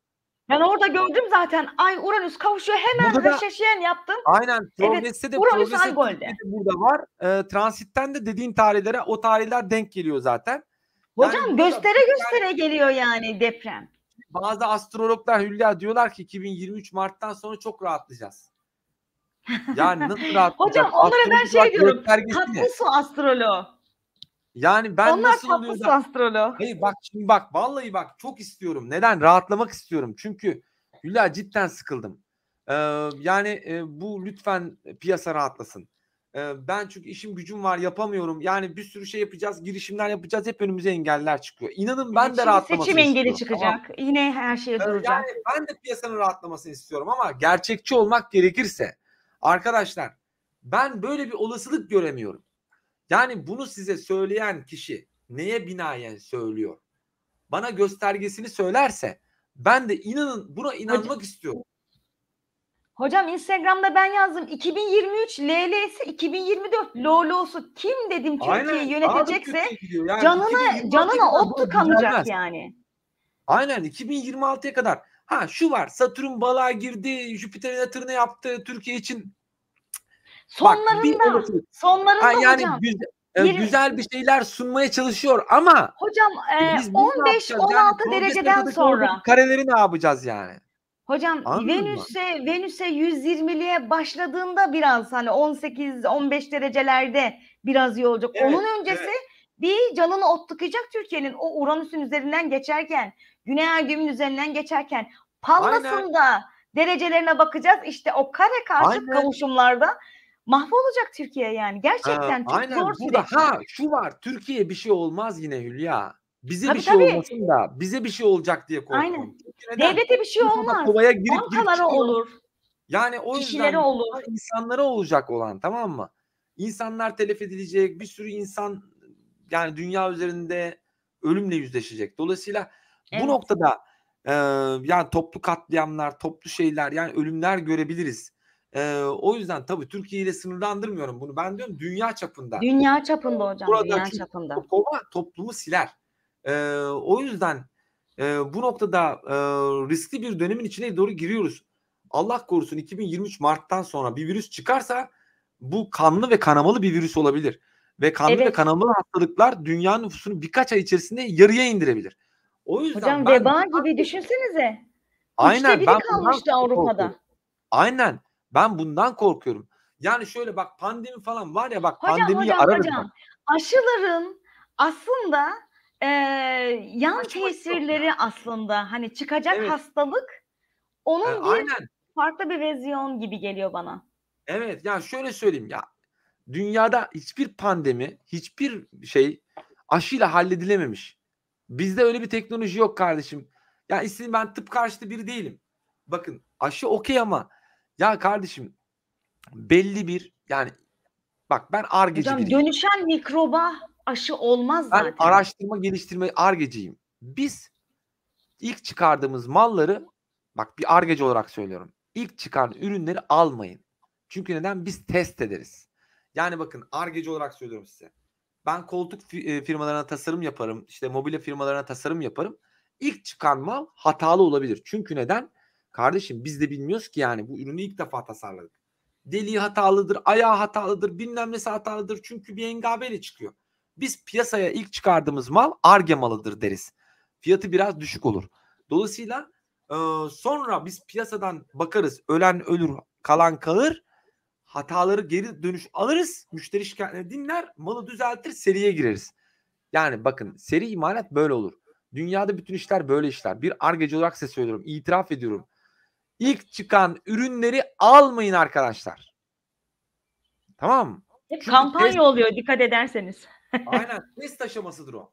Yani o yüzden ya şimdi ben tamam biz de olduk aşı ama ya aşı olmayın demiyorum ama ben aşı gidip de o tehdit edici, adını da unuttum şimdi, zımbırtı aşılardan olmadım. BioNTech. Ondan olmadım mesela. Yani Ben ben mecbur ondan oldum çünkü uçuşlarım vardı hocam. Mecburen evet, ağlaya yani, ağlaya gittim aşımı oldum. burada tabii yani ben de mesela bir sürü şey planlıyorum. Aşı olmadan içeri almıyorlar abiciğim. Yani bari dedim aşı olacaksak da gidelim Çin ne o şey Sinovac. ondan Sinovac oldum. yani, tamam.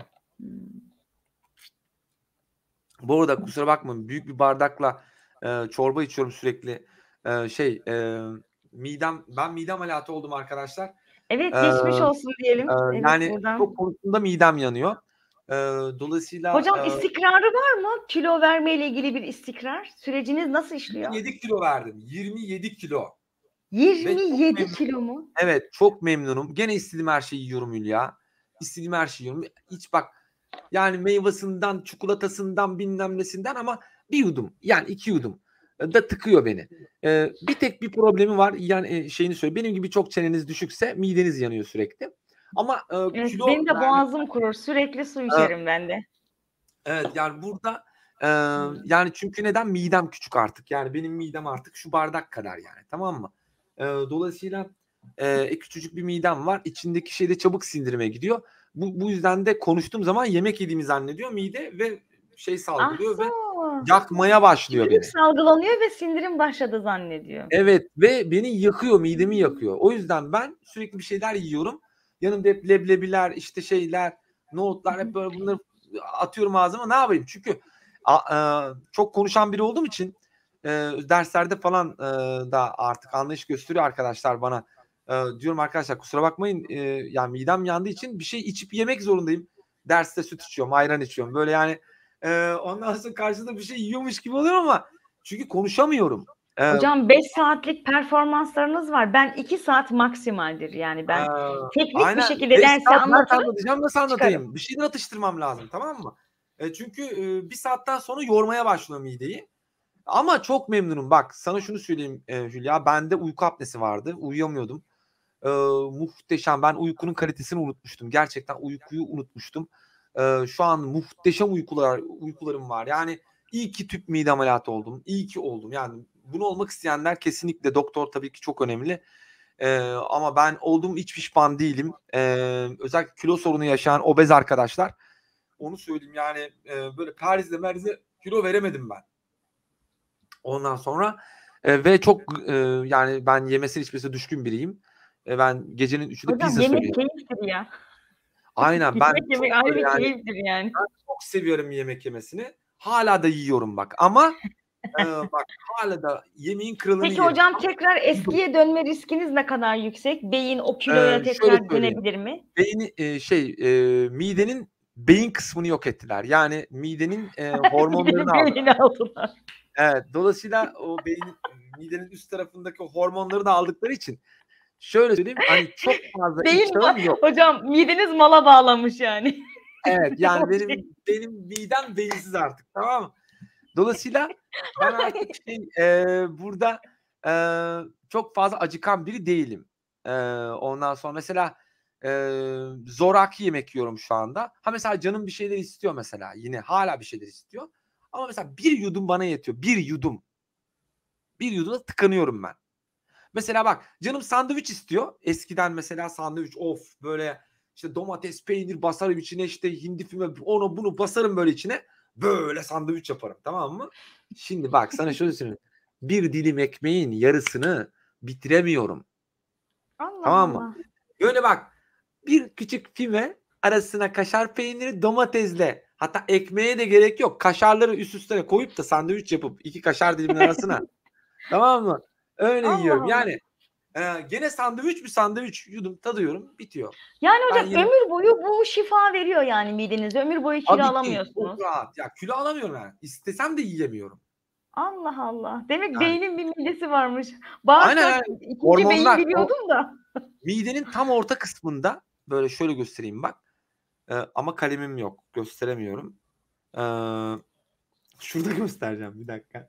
Kalem burada. Midenin arkadaşlar midenin şu orta kısmında arkadaşlar, ama yukarıda, şurada arkadaşlar, hormonlar var. Adını unuttum şimdi. Bu hormon şuradan geliyor yemek borusu. Acıktırtıyor. Ters çizdim ya. Hani işte yemek borusu buradan geliyor ya. İşte bu sizi acıktıran şey şu arkadaş. Şurada böyle bir mide ağzının hemen yan tarafında. Orada bir bombe var. O bombe sürekli mideye acıktın sinyali veriyor. Diyor Aa, acıktın, karnın acıktın, karnın acıktı, karnın acıktı diye sinyal veriyor. İçeride mide suyu salgılandığında bu hormonlar devreye giriyor ve bu hormonlar senin beynine acıkma sinyali gönderiyor. Benim burayı arkadaşlar, benim mideyi buradan böyle kestiler. Tamam mı? Burası yok benim. hı. Yani benim midem arkadaşlar muz kadar. Yani ufak bir, küçük bir muz kadar. Yani abartmıyorum arkadaşlar, şu kadar. Asıl Yani yok, imkan yok yani. evet, yani benim midem artık bu kadar oldu. Şu kadar. Yani benden 2 cc mide çıkardılar. 2 cc. 2 litre yani. O zaman siz Şimdi bir kebabı bitiremezsiniz. Yani tabii, değil mi? İsteseniz de bak, bitiremezsiniz. mesela bakın şu mesela kaç litre? Bakın bu 1,5 litre arkadaşlar. Tamam mı? 500. Bakın şundan 3 tane düşün, benden çıkardılar. Tamam mı? Ya da nasıl diyeyim size? Bakın mesela bu kolonya şişesi. 500 miligram. Hı hı. Tamam mı? Bunun gibi 4 tane çıkardılar benden. 4 tane. Mide olarak. Tamam mı? Düşünsene, bütün her gün onu doyurmaya çalışıyorum. Hocam Şimdi diyeceğim, çok rahat. yani siz bu suretten kaynaklı mesela oturup da isteseniz de bir İskender'i bitiremez misiniz? Ay kesinlikle bir oturuşta bir İskender'i yemem mümkün değil. Yani tokluk veriyor ve yiyemiyorsunuz yani. Evet. Mümkün değil. Şu anda bendeki mide arkadaşlar maksimum şu kadar şişebiliyor. Yani maksimum şişeceği şey o kadar. Yani normal şartlarda şu yani. Hani şiştiği zaman şu şişenin içi kadar. Yani biz mesela nasıl 800 gram maksimal yiyebiliyorsak siz 200 gram falan yiyebiliyorsunuz. Evet. Yani ben eskiden mesela restorana giderdim. Köfte söylerdim. 1,5 porsiyon. Yanına önden az çorba. Ne az çorbası? Hatta tam çorba. Ondan sonra yanına piyaz söylerdim. Falan filan. Ayran, tatlı, bilmem ne. Doymazdım da dedim bir de yanına ekmek yerdim. Tamam mı? O mideyi başka türlü doyuramazsın. 2,5 cc mideden bahsediyorum. Şimdi ama şu anda arkadaşlar ister inanın ister inanmayın ekmek zaten yiyemiyorum yemekte. Sandviç falan yiyorum ama ekmek yemiyorum değil. Ekmek bana yasak değil. Ekmek yiyebilirim. Yiyebilirim de Yer gerek yok. yok. Boşuna yatırım. Yani midem küçük olduğu için ben protein ağırlıklı besleniyorum artık. Yani ne yapıyorum? Benim yani 3 tane köftemi verin diyorum. Ben gideyim diyorum. Gibi. Ne yapıyorum? Köfteyi salatayla karıştırıyorum. Mesela ben yeni icatlar yaptım. Yemek icatları. Yeni buluşlarım var mesela. Hani salata, mayonez, mesela köfteyi küçük küçük parçalıyorum. Salatanın içine atıyorum. Ondan sonra onu böyle mayonezliyorum. Tamam mı? Süper oluyor. Şimdi içinde köfte var 3 Almanya'da tane. hep öyle yenir genelde. Salatalar etli yenir hocam. Evet yani mesela ya da tavuk eti mesela. Tek başına yedince ne oluyor bir anlamı yok. Salatayla karıştırıyorum onu. Ketçap, Sezar mayonez. salat oluyor mesela Ha, Almanya'da. Sezar muhteşem. salat. Şu an ne yiyorsam salatayla karıştırıyorum arkadaşlar. Ne yiyorsam ve bir de çorbalarım var işte. Ne çorba da şey yani bana işte diyetisyenim özel diyor. İşte biraz diyor tahıl yükleyelim sana diyor. Karbonhidrat azaldı. Biraz diyor protein yükleyelim. Biraz karbonhidratı azaltalım. Bana diyor işte artık sen günde işte bir biraz tahıl tüket. İşte şu kadarlık şunu tüket gibisinden bana öğünler çiziyor. Ben de onlar neticesinde şey yapıyorum. Zaten gerçi diyetisyeni pek taktım da yok. Bana diyor bir kaşık ben diyorum yani onun dediğini yemiyorum mesela bazen. Bazen bir kaşık diyor mesela 3 kaşık yiyorum. Ama gün boyu yiyorum. Tamam mı? Ama sonuçta ay sonunda gittiğimde totalde baktığında bana diyor ki İlker süper gelişme. Ya diyorum ben seni bazı yerlerde dinlemedim ama bu noktada yine de başarılıyım. Yani Aynen. yani Hocam hiçbir şekilde bana kural koymuyorlar yani. finans astrolojiye dönersek ne derler? Hiçbir şekilde kimseye Bitcoin'i en dipten bile olsa almayı tavsiye etmiyorsunuz değil mi? Şöyle en Kesinlikle. dipten alınabilir. Yani ama 2023 Mart'ı görmeden de hiçbir şey söyleyemeyiz. Şu anda Değil mi? ben Bitcoin'i şu anda bu fiyattan almam. Yani şu an alırım 34.000'den satarım. Temmuz sonu Ağustos başı alsınlar mı yoksa ikinci vurgunu mu beklesinler? İkinci vurgundan sonra tekrar bir daha alabiliriz. Yani mesela ben Eylül'de bir daha alacağım. Şimdi ben mesela almak için bekliyorum burada piyasayı. Ama çok tehlikeli yani. Şu anda bu piyasa tehlikeli arkadaşlar. Bakın şöyle göstereyim size. Neden tehlike görüyorum? Bakın arkadaşlar bizim şimdi indikatörlerimiz 4 saatlik indikatörlerde bakın bakın burası kırıldı. Şimdi burası kırıldıysa ben bu malı almam artık, tamam mı? Yani bakın kırmızı kemer var. Bakın daha önce kırıldığında şöyle göstereyim size. Yani bir makas kırıldığında neler olabiliyor? Bir dakika. Bakın şöyle ganaylileriyle göstereceğim. Bakın şöyle size bakın şu anda bu makas kırılmış, tamam mı? Ben bunu şu anda bekliyoruz yani. Bakın şöyle göstereyim size nasıl kırıldığını görün. Bakın bir dipten bir tepeye. Tamam mı? Bakın burası kırıldığında nasıl tepki veriyor kırmızı kanal? Kalemim de çalışmıyor. Bir dahakine kalemimi düzeltip de geleceğim size anlatırken. Bakın burada kırıldığında Hocam bakın Merkür'ün aşağıya doğru. bölgesindendir o. Evet bak görüyorsunuz aşağıya doğru iniyor. Görüyor musunuz? Şimdi arkadaşlar aynı Evet. olay var. Bakın burada da, tamam mı? Burada da aynı olay var. Burası kırıldı artık. Yani buraya çıktı, denedi, yapamadı, buraya kırıldı. Ben buradan malı almam. Çünkü neden? Artık çünkü ya içeri dönmesi lazım ben alabilmem için ya da buradan aşağı inecek, bir derin bir dip yapacak, sonra yukarı doğru çıkacak yani. Şu an AVAX'ın üstünden gösterdim. Ethereum'da da aynı durum var. 4 saatlik grafikte bakarsak arkadaşlar. Bakın. Orada zaten çizilmişi var Ethereum'da. Bakın arkadaşlar kırıldı. Bakın daha önce kırıldığında nasıl davranıyor? Çat gidiyor mesela. Bir derin bir dip yapıyor. Sonra tekrar yukarı doğru yapıyor. Şimdi bana burada derin bir dip yapacak tekrar. Yani 1661-1542 civarlarına bir derin dip bekliyoruz ki oradan biz ya da buradan dönecek bu mal. Yani ben bu aralıktan almam. Yani buradan bana döndüğünü gösterecek. Burayı kıracak. Tamam mı? Ki bu da fake olabilir. Buradan aşağı tekrar gidebilir. Bu da ayı tuzağı diyoruz. Bu boğa tuzağı diyoruz buna. Evet. Kırdım diye gösteriyor. Yani şu an tuzaklarla dolu piyasa. Ben açıkçası kripto paralara yani bunu çok böyle stoplu işlem yapmanız gerekiyor. Yani burada piyasaya pek güvenmeyin arkadaşlar. Onu söyleyeyim. Yani ben işlem yapıyorum. Yani yapmıyorum değil. Çünkü ben bu riski alabiliyorum. Çünkü ben teknik biliyorum. Orada boğa tuzağını, ayı tuzağını görebiliyorum. Burada ben derin bir dip gelmeden mal almam. Alın demem. Giriyorsanız da stoplu girin. Ya da işlemdeyseniz de arkadaşlar Ethereum'da 2000 bak şuraları görün. Daha fazla beklemeyin. Yani 2100, 2300 çok büyük mucize yani onu söyleyeyim. Bitcoin'de yine arkadaşlar 34.000'den sonra mucize. Şimdilik Eylül ayında 48.000 bile yapabilir ama şu an değil. Yani burada bir tokat gelecek bize 34.000'den. Onu söyleyeyim. Tekrar bir yıkım. Bitcoin bu sefer 21.000'lere gidecek. 16.000'lere gidebilir yani. Tamam mı? Sonra tekrar oradan basacak tekrar vuracak yani. Sene sonuna kadar bu Bitcoin sürekli tokat diyecek. Sürekli tokat diyecek yani. O yüzden bu noktada Peki dikkatli hocam olmalısınız. ne tür yatırım tavsiye edersiniz Şu anda kesinlikle ben izleyicilerimize? kredi çekip arsaya borçlanmak benim için makul. Çünkü neden? Kredi çekip arsa almak, bankaya borçlanmak. Çünkü kağıt parada borçlanmayı risk görmüyorum. Çünkü neden?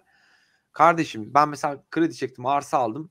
Elimdeki nakiti de bozmam arsa alırken. Neden? Yatırımımı niye bozayım ki kardeşim? Banka bana para veriyor zaten. Git al, yap. Yani bunda bahis görmüyorum. Kredi çekmekte risk görmüyorum. Şu anda yeni bir krediye başvurdum mesela. Şu anda ben birçok yerden kredi başvurum var. Hani bankadan da kredim var. Esnaf sanatkarlardan da kredim var. Onaylanmayı bekliyor. Yani onaylanacak yani, tamam mı? Burada borçlanmayı, kağıt para üzerinden borçlanmayı bahis görmüyorum. Zorluk görmüyorum. Risk görmüyorum. Ben risk olarak kripto paraları görüyorum. Yatırımlarımı arsa, emlak, demir, çelik, ne bileyim altın, gümüş, bakır bunlara yaparım. Mesela ben senenin başında demir yatırım yaptım. Ev inşaatı yaptırıyorum. Bir sürü demire bağlantı yaptım. Demir aldım yani. İyi ki de almışım. Şu an kârdayım. Ve yani inşaat Süper. yaptırıyorum. Demire yatırım yaptım. Yine aynı şekilde altın yatırımcısıyım. Gümüş yatırımcı 2017'den beri topluyorum. Altın topluyorum. Düşse de topluyorum. Çıksa da topluyorum. Hocam Mars Retro'da da demir düşer şimdi. Evet, şimdi Mars Retrosu'nda biraz demir fiyatları, altın fiyatlarında bazı şeyler olabilir Ekim ayında. Oynar. Ama çok feci İkizler yükselişler olunca. akabinde. Çok çünkü Tabii piyasa ondan sonra çok yaydan feci çıkmış ok gibi fırlayacaklar. ok gibi fırlar. Yani Mars retrolarında ondan sonra Venüs retrolarında arkadaşlar demir fiyatları, altın fiyatlarını gerileme beklenir. Burada ben zaten o yüzden diyorum kripto paralarda bir çıkış olabilir. Çünkü altın fiyatları biraz böyle yataya sarabilir orada. Gerileme demeyeyim de yataya sarabilir Ekim ayında. Ekim-Ocak arasında. Ve bu yataya sarma bir büyük yükselişin habercisidir arkadaşlar. Onu söyleyeyim yani. Piyasa düşüyor diye sakın korkmayın. Orada Aynen. al fırsatıdır. Orada alan almıştır. Çok feci bir şekilde Ondan sonra vuracak piyasaya. zaten müthiş bir şekilde yükseliş gelecektir. Aynen. Bu her Venüs zaman. retrolarından sonra çok ciddi yükselişler geliyor. Örnek bakın bu Hocam Ocak ayı. daha Venüs hızını yeni aldı. Plüto'ya 120'liğe gidiyor. Boşuna döviz Aynen. yükselmiyor yani. Aynen. Mesela sene başında Nebati Bey'in Venüs retrosunda yaptığı altın fiyatlarını çak vurdu aşağıya. Sonra ne oldu? Altın fiyatları yukarı çıktı. Ben o dipten aldım işte. Kredi çekerek almıştım hem de. Cepten para kalmadı Hülya. Bak cepteki parayla altın aldım. O kadar yani bu şöyle söyleyeyim. İnsan hani diyorum ya evrenin etinden sütünden faydalanmak lazım. İnsan astroloji öğrenince çok açgözlü oluyor. Ben yatırım yaptım. Yetmiyor fırsat kaçmasın diye evrenin sütünden böyle faydalanıyorum işte. Diyorum ki ne yapsak bir yerden para bulsak buradan biraz daha alsak. Dolayısıyla bu noktada ben o dönemde kredi çekip de altın aldım. Yani ceptekiyle altın aldım, o yetmedi zaten. Gittim ben kredi çekerek altın çok aldım. Matematik tutuyor. Faizden daha fazla yükseliyor. Bir. İkincisi burada bu lafı açtı. Çok güzel bir muhabbetti Hülya. Ben soruları Teşekkür cevapladım ederim. mı ben bilmiyorum ama evrenin Evet, sütünden evet. sorusunu cevapladım değil mi? Yani gezegenlere bakıyoruz. Yani orada işte mesela Venüs Jüpiter hatırını yapıyor. Ben onu görüyorum. Diyorum ki abi iş kuralım. Bir şeyler yapalım. Yani aklımıza geliyor. Evrenin sütünden faydalanıyoruz. Yani çünkü ben burada manzarayı görüyorum yani. Burada yani diyorum ki bak diyorum şöyle bir şey olacak, böyle bir şey olacak. Yani bu Merkür bunu kullanarak bir şeyler yapmak istiyorum. İş kuracağım. İş bak ben mesela aklımda ya aslında tabiri caizse hani arkadaşlar eşeğin aklına karpuz kabuğu getirmek diye bir tabir vardır bizim şeyde. Evet. Astrolog Türklerde. olunca aynen böyle kendimi onun gibi hissediyorum arkadaşlar. Aklıma karpuz kabuğu gelmesiyle ilgili. Kendimi eşek gibi hissediyorum. Yani şu mesela Estağfurullah hocam. şöyle diyeyim bak mesela bu Merkür şimdi gidiyor bak tamam mı? Merkür Jüpiter seksi bu çok güzel bir anlaşma verir. Mesela burada mesela Merkür Jüpiter coinleri arttırabilir mesela gibi düşünebiliriz veya burada bir anlaşma ya da yayınla ilgili bir gündem. Ama mesela nasıl? Mesela bunu şuraya getirmeliyiz. Benim bu arada seçim astrolojisi bunun adı. Zamanın enerjisini kullanmak. Mesela Evet, bunu Eşref daha çok Saati buraya dersleri. getirmeliyiz. Yani Jüpiter'i böyle tepeye getirmeliyiz. Jüpiter Koç. Böyle ASC'yi de desteklesin. Güzel bir üçgen kuralım böyle. 11. evi alalım Merkür'de. Böyle bir sosyal bir iletişim başlatabiliriz. Mesela 15 Haziran saat 8:22'de. Hani gibi. Burada bunun gibi. Ben astrolojiyi böyle kullanıyorum. Bu arada bizim 14 Haziran'da seçim astrolojisi eğitimlerimiz var. Online eğitim. Senin kanalındaki arkadaşlara şey yapayım. İndirim yapayım mı? Siz Bu bilirsiniz yayını buraya hocam. kadar izlediyse zaten harbiden indirim hak etmiştir ya. Aa, Kesinlikle. seçim Kesinlikle. astrolojisi buraya kadar bu yayını izlediyse bu arkadaşınız zaten şöyle desin. Hülya Özçelik'in yayınını izledim. Sonunda o indirimi alıyorum. Bak işte. Tamam mı? Anca öyle. Biz hiçbir şey yazmayalım. Onlar kendileri Evet. izleyince Buraya fark kadar ederler. izleyen alsın. Tamam. Bunu izleyen Tabii hiç alsın. ben bunu söylemiyorum yani. Söyleme. Tamam mı? Ondan sonra Tamam. bizi bu numaradan arasın. Tamam mı? Ondan sonra bir dakika. Şey nerede? Ben numarasını 0543 297 55 30. 14 Haziran'da eğitimimiz başlıyor arkadaşlar. Seçim astrolojisi. Katılmak isteyen arkadaşlara %30 indirim yapıyorum. Bugün bonkör günündeyim. Tamam mı? Evet. Ondan sonra katılmak isteyen arkadaşlar buradan bizi arayabilirler ve katılabilirler. Evet. Evet. Aşağı telefon Yani numaralarını bırakacağım ben. Ulaşmak tamam. isteyenler ama neye ulaşacaklarını bilmiyorum. Sadece iletişim numaraları bırakacağım. Sonuna Tamam. kadar dinleyen anlayacak zaten. Aynen. Aynen. Aynen. Hocam bir de Sormak 18 istiyorum. Haziran'da benim bir çalışmam var. Yani Tamam. sizin vesilenizle ben de Tamam. finans Duyurabilirsin. astroloji dersi vermeye başlayacağım inşallah. Tamam. Çok Cesaret güzel. ettim. Seni tebrik ediyorum. Teşekkür ediyorum hocam. Finansal astroloji vereceksin değil mi? Finansal astroloji vereceğim. Süper. 12 ders diye niyet ettim ama şu anda hani 20 derse kadar gidiyor görünüyor. Çünkü bir Ya kere evet. denedim benim. İlk başta Yani müfredat belirlemek biraz zor oluyor ama seni tebrik ediyorum gerçekten. Şu girişkenliğine hayranım. teşekkür ederim Ben hocam. girişken olan öğrencilerime gerçekten bütün öğrencilerim benim ailemdir. Hayranım hepsine. Bu Sağ olun konuyla hocam. ilgili ama girişken olanlar böyle onlar gerçekten onların başarıları kendime gurur duyuyorum bu konuda. Kesinlikle ver. Yani sen artık yani kaç Teşekkür yıldır ederim. bizimle birlikte bütün eğitimlere Evet. girdin artık Hülya. Yani Neredeyse biliyorsun bayağısına artık girdim. yani. Tabii tabii. Arttı. Biliyorsun yani artık. Hocam sizde ben dediğim gibi diğer ekollerden de eğitim aldım. Evet, Talebeleriyle bu denli ilgilenen ve evet, her derse tekrar tekrar katılma şansı olan ki ben o zaman da bahsetmişim Kıbrıs'ta da benim bir dersime sürekli katılabilir demiştim. Aynı kafa yapısı var hani hem evet, ticari hem evet, manevi açıdan da. evet, Aynı şekilde benim de şu an verdiğim derslere katılanlara bir kere katılana sürekli katılınabiliyor. Sizde olduğu gibi. evet, evet, Bu evet. konuda gerçekten hani sizinle iftihar ediyorum ve talebeleriyle bu kadar ilgilenen ve samimi, içten Tek öğretmen ve eğitmen olarak görüyorum sizi hocam. Eee, O çok kadar teşekkür hocadan ederim. eğitim almışımdır. Samimi Ya söylüyorum çok yani. teşekkür ediyorum bu Hiçbir konuyla öğretmen ilgili. de beni tanımaz. Evet, Hiçbirisinin dersine de girmem. Bir kere sizinkine zaten hani benim de kendime ait hani derslerim olduğu için fırsat olmuyor. evet, Hep böyle ghost student'ımdır yani hayalet talebe. Parasını evet, öderim evet, sonradan dinlerim. Zaten gecenin 12'sinde ben ders anlayamıyorum.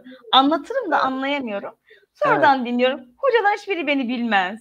Hani ben kendi evet, sayfalar açıp öngörüler yaparım. Hiç kimsenin tanımazlar bilmezler. evet, Tanımasınlar da. Çok da aynen, şey değil yani. Ama tabii evet, siz kıymet verdiğiniz için hani kalp kalbe karşı diye bir ifade evet, vardır. Allah razı olsun. Sizin emeğiniz üzerimde çok. Yani bu vesileleri hani bu konuda ekmeğinizi de yiyorum hani diyeyim. Bu işin evet, ekmeğini de yiyorum. Gerçekten evet, çok kaliteli ifadeleriniz, anlatımlarınız var. Talebelerinizin haritalarıyla iş yapıyorsunuz. evet, Yani öyle evet. hocalar var Dersler ki hep uygulamalı sadece değil mi? derste hocaların haritalarını çözüyoruz yani. Halbuki Evet. talebe önemli orada yani. Evet, derste sürekli uygulama var. Sürekli sağ Aynen. deneyim. Ben de Sürekli o sağ şekilde deneyim. yapıyorum hocam. Sizin tarzınızda. Evet, çünkü harita görmesi lazım öğrenci. Ben teori tekniği zaten size yarım saatte anlatıyorum. Teknik bu. Aynen. Tamam. Hani realite nerede? Yani bana biri konuk olacak diyorum. Beni bir arkadaşınız arıyor ya. Kim aradığını da bilmiyorum bak. Yani o anda bir öğrenci beni arıyor. Kim aradığı belli değil. Yani o an kim ararsa. Hocam şu Haritasını an benim atıyorum. talebelerim 5-10 tane. Çok fazla yok ama dersi hani teknik olarak anlattıktan Evet, sonra talebelerin haritalarını teker teker açıp diyelim Venüs'u işledik. Diyorum ki işte evet, senin Venüs'un işte kaçıncı evde, evet, açıları ne? evet, Hemen oradan gösteriyorum kısa kısa. İşte 10 evet, talebe varsa onun da haritasını açıyorum 5'er dakika. evet, Öyle süper. bir küçük Süper. bir danışmanlık vermiş oluyorum. Evet, Uygulama mühim. süper. Ya seni tebrik ediyorum gerçekten Teşekkür Hülya. ediyorum hocam. Seninle Biz de ilgili sizi iftihar dediğim gibi ediyoruz. Sağ sen olun. benim özel ekibimdesin de aynı zamanda. Evet. Seninle daha çok güzel işler yapacağız İnşallah gerçekten. hocam. Sormak istediğim başka bir şey yoksa bugünlük bu kadar diyelim Aynen ama hocam. seninle Siz de sürekli yorduk. programdayız onu söyleyeyim. Aynen. Onu söyleyeyim. Çok teşekkür ediyorum hocam. Tamam. Katıldığınız için, beni kırmadığınız için. Eee, Ben teşekkür ederim. Finansal astroloji dersi vereceğimle siz bu konuda da hani iftihar ettiğiniz, onur duyduğunuz için de teşekkür ediyorum. Kaprise girmediğiniz Kesinlikle. için çok teşekkür ediyorum. Hatta sen ilanını ver. Yani post hazırlarsan eğer bana da Hazırladım paylaş. hocam. Kendi Tamam. sayfalarımdan paylaşayım. Tamam mı? Ay, çok mutlu olurum hocam. Çok mutlu Tamam. olurum. Hocam asıl eğitmen kendisini bir usta yetiştiren derler ve Evet. kendisini geçecek usta yetiştiren asıl usta, Evet. asıl Burada hoca ben gurur odur. duyuyorum sizinle. Yani bu noktada çünkü bak bir Sizin arkadaşınız kitap PR'ınızız hocam yazmış. biz yani. Tabii. Aynen. Bir arkadaşınız kitap yazmış. Gurur duyuyorum. Diyorum gel tanıtayım hemen sana. Gel haberdar edelim. Yani bir arkadaşınız eğitim açıyor. Gel diyorum gel. Yani ben sana benim kanalımda gel. Arkadaşlarına duyur. Şey yap. Yani çünkü yani sonuç itibariyle her şey hocalık da tamam da yani bir yerde ben sizi ailem gibi görüyorum. Tamam mı? Teşekkür Sizler de bir ediyorum şeyler hocam. yapacaksınız. Çünkü bak Biz de eee sizi ailemiz gibi görüyoruz Eee, hocam. bir şu Karşılıklı. var, ben birilerini yetiştirdim. Hani nerede? İşte onları çıkarmam gerekiyor. Bir. İkincisi ben sürekli hep aynı şeyi yapmam. Benim başka büyük projelerim var. Ve bu noktada kendisiyle övünmesini seven biriyim. Ayım Aslan. Bu bana yaşam enerjisi veriyor. Tamam mı? Bu hayatta benim için başarı paradan daha önemli. Ve benim Hocam başarılı benim olup Neptün'üm sizin ayınıza 120'lik yapıyor. Hayallerimi eee, gerçekleştiriyorsunuz. Ne evet, diyeyim? yani burada benim Eee, eee, özgüvenimin yerinde olması için, tamam mı, sizlerin başarılı olmanız lazım. Neden? Çünkü sizin başarınız benim övünç kaynağım, gurur kaynağım. Ben neden bak bana postu gönder diyorum, kendi sosyal medyamdan paylaşacağım. Evet. Tamam Ben mı? birazdan atarım hocam. WhatsApp'tan atarım Tamam. size. Bugün Bana sabah at, attığım ben, gibi. Onu atarım, Twitter'dan, paylaşırsanız çok her mutlu yerden olurum hocam. paylaşırım yani, hiç problem yok, Çok tamam mı? sağ olun hocam. Senin Çok numaralarını teşekkür yaz. ederim. Yanlışlıkla bizi aramasınlar o eğitim için, direkt senin numaralarını, Instagram'ın her şeyini yaz, tamam mı? Tamam hocam. Tamam Tamam, hocam. okay. Zaten posta hepsi yazılı zaten hocam. Çok Tamamdır. teşekkürler desteğiniz için. Tekrar Hülya görüşmek üzere diyelim. çok memnun Hayırlı günler oldum. dilerim. En kısa sürede Ben de tekrar memnun oldum. görüşürüz, tamam mı? En kısa Tamamdır. sürede Teşekkürler. tekrar görüşürüz. Kendine çok iyi bak, görüşmek üzere. Sağ olun. Sağ olun. Bütün İyi günler. arkadaşlara selamlıyorum. Görüşmek üzere. Görüşmek üzere.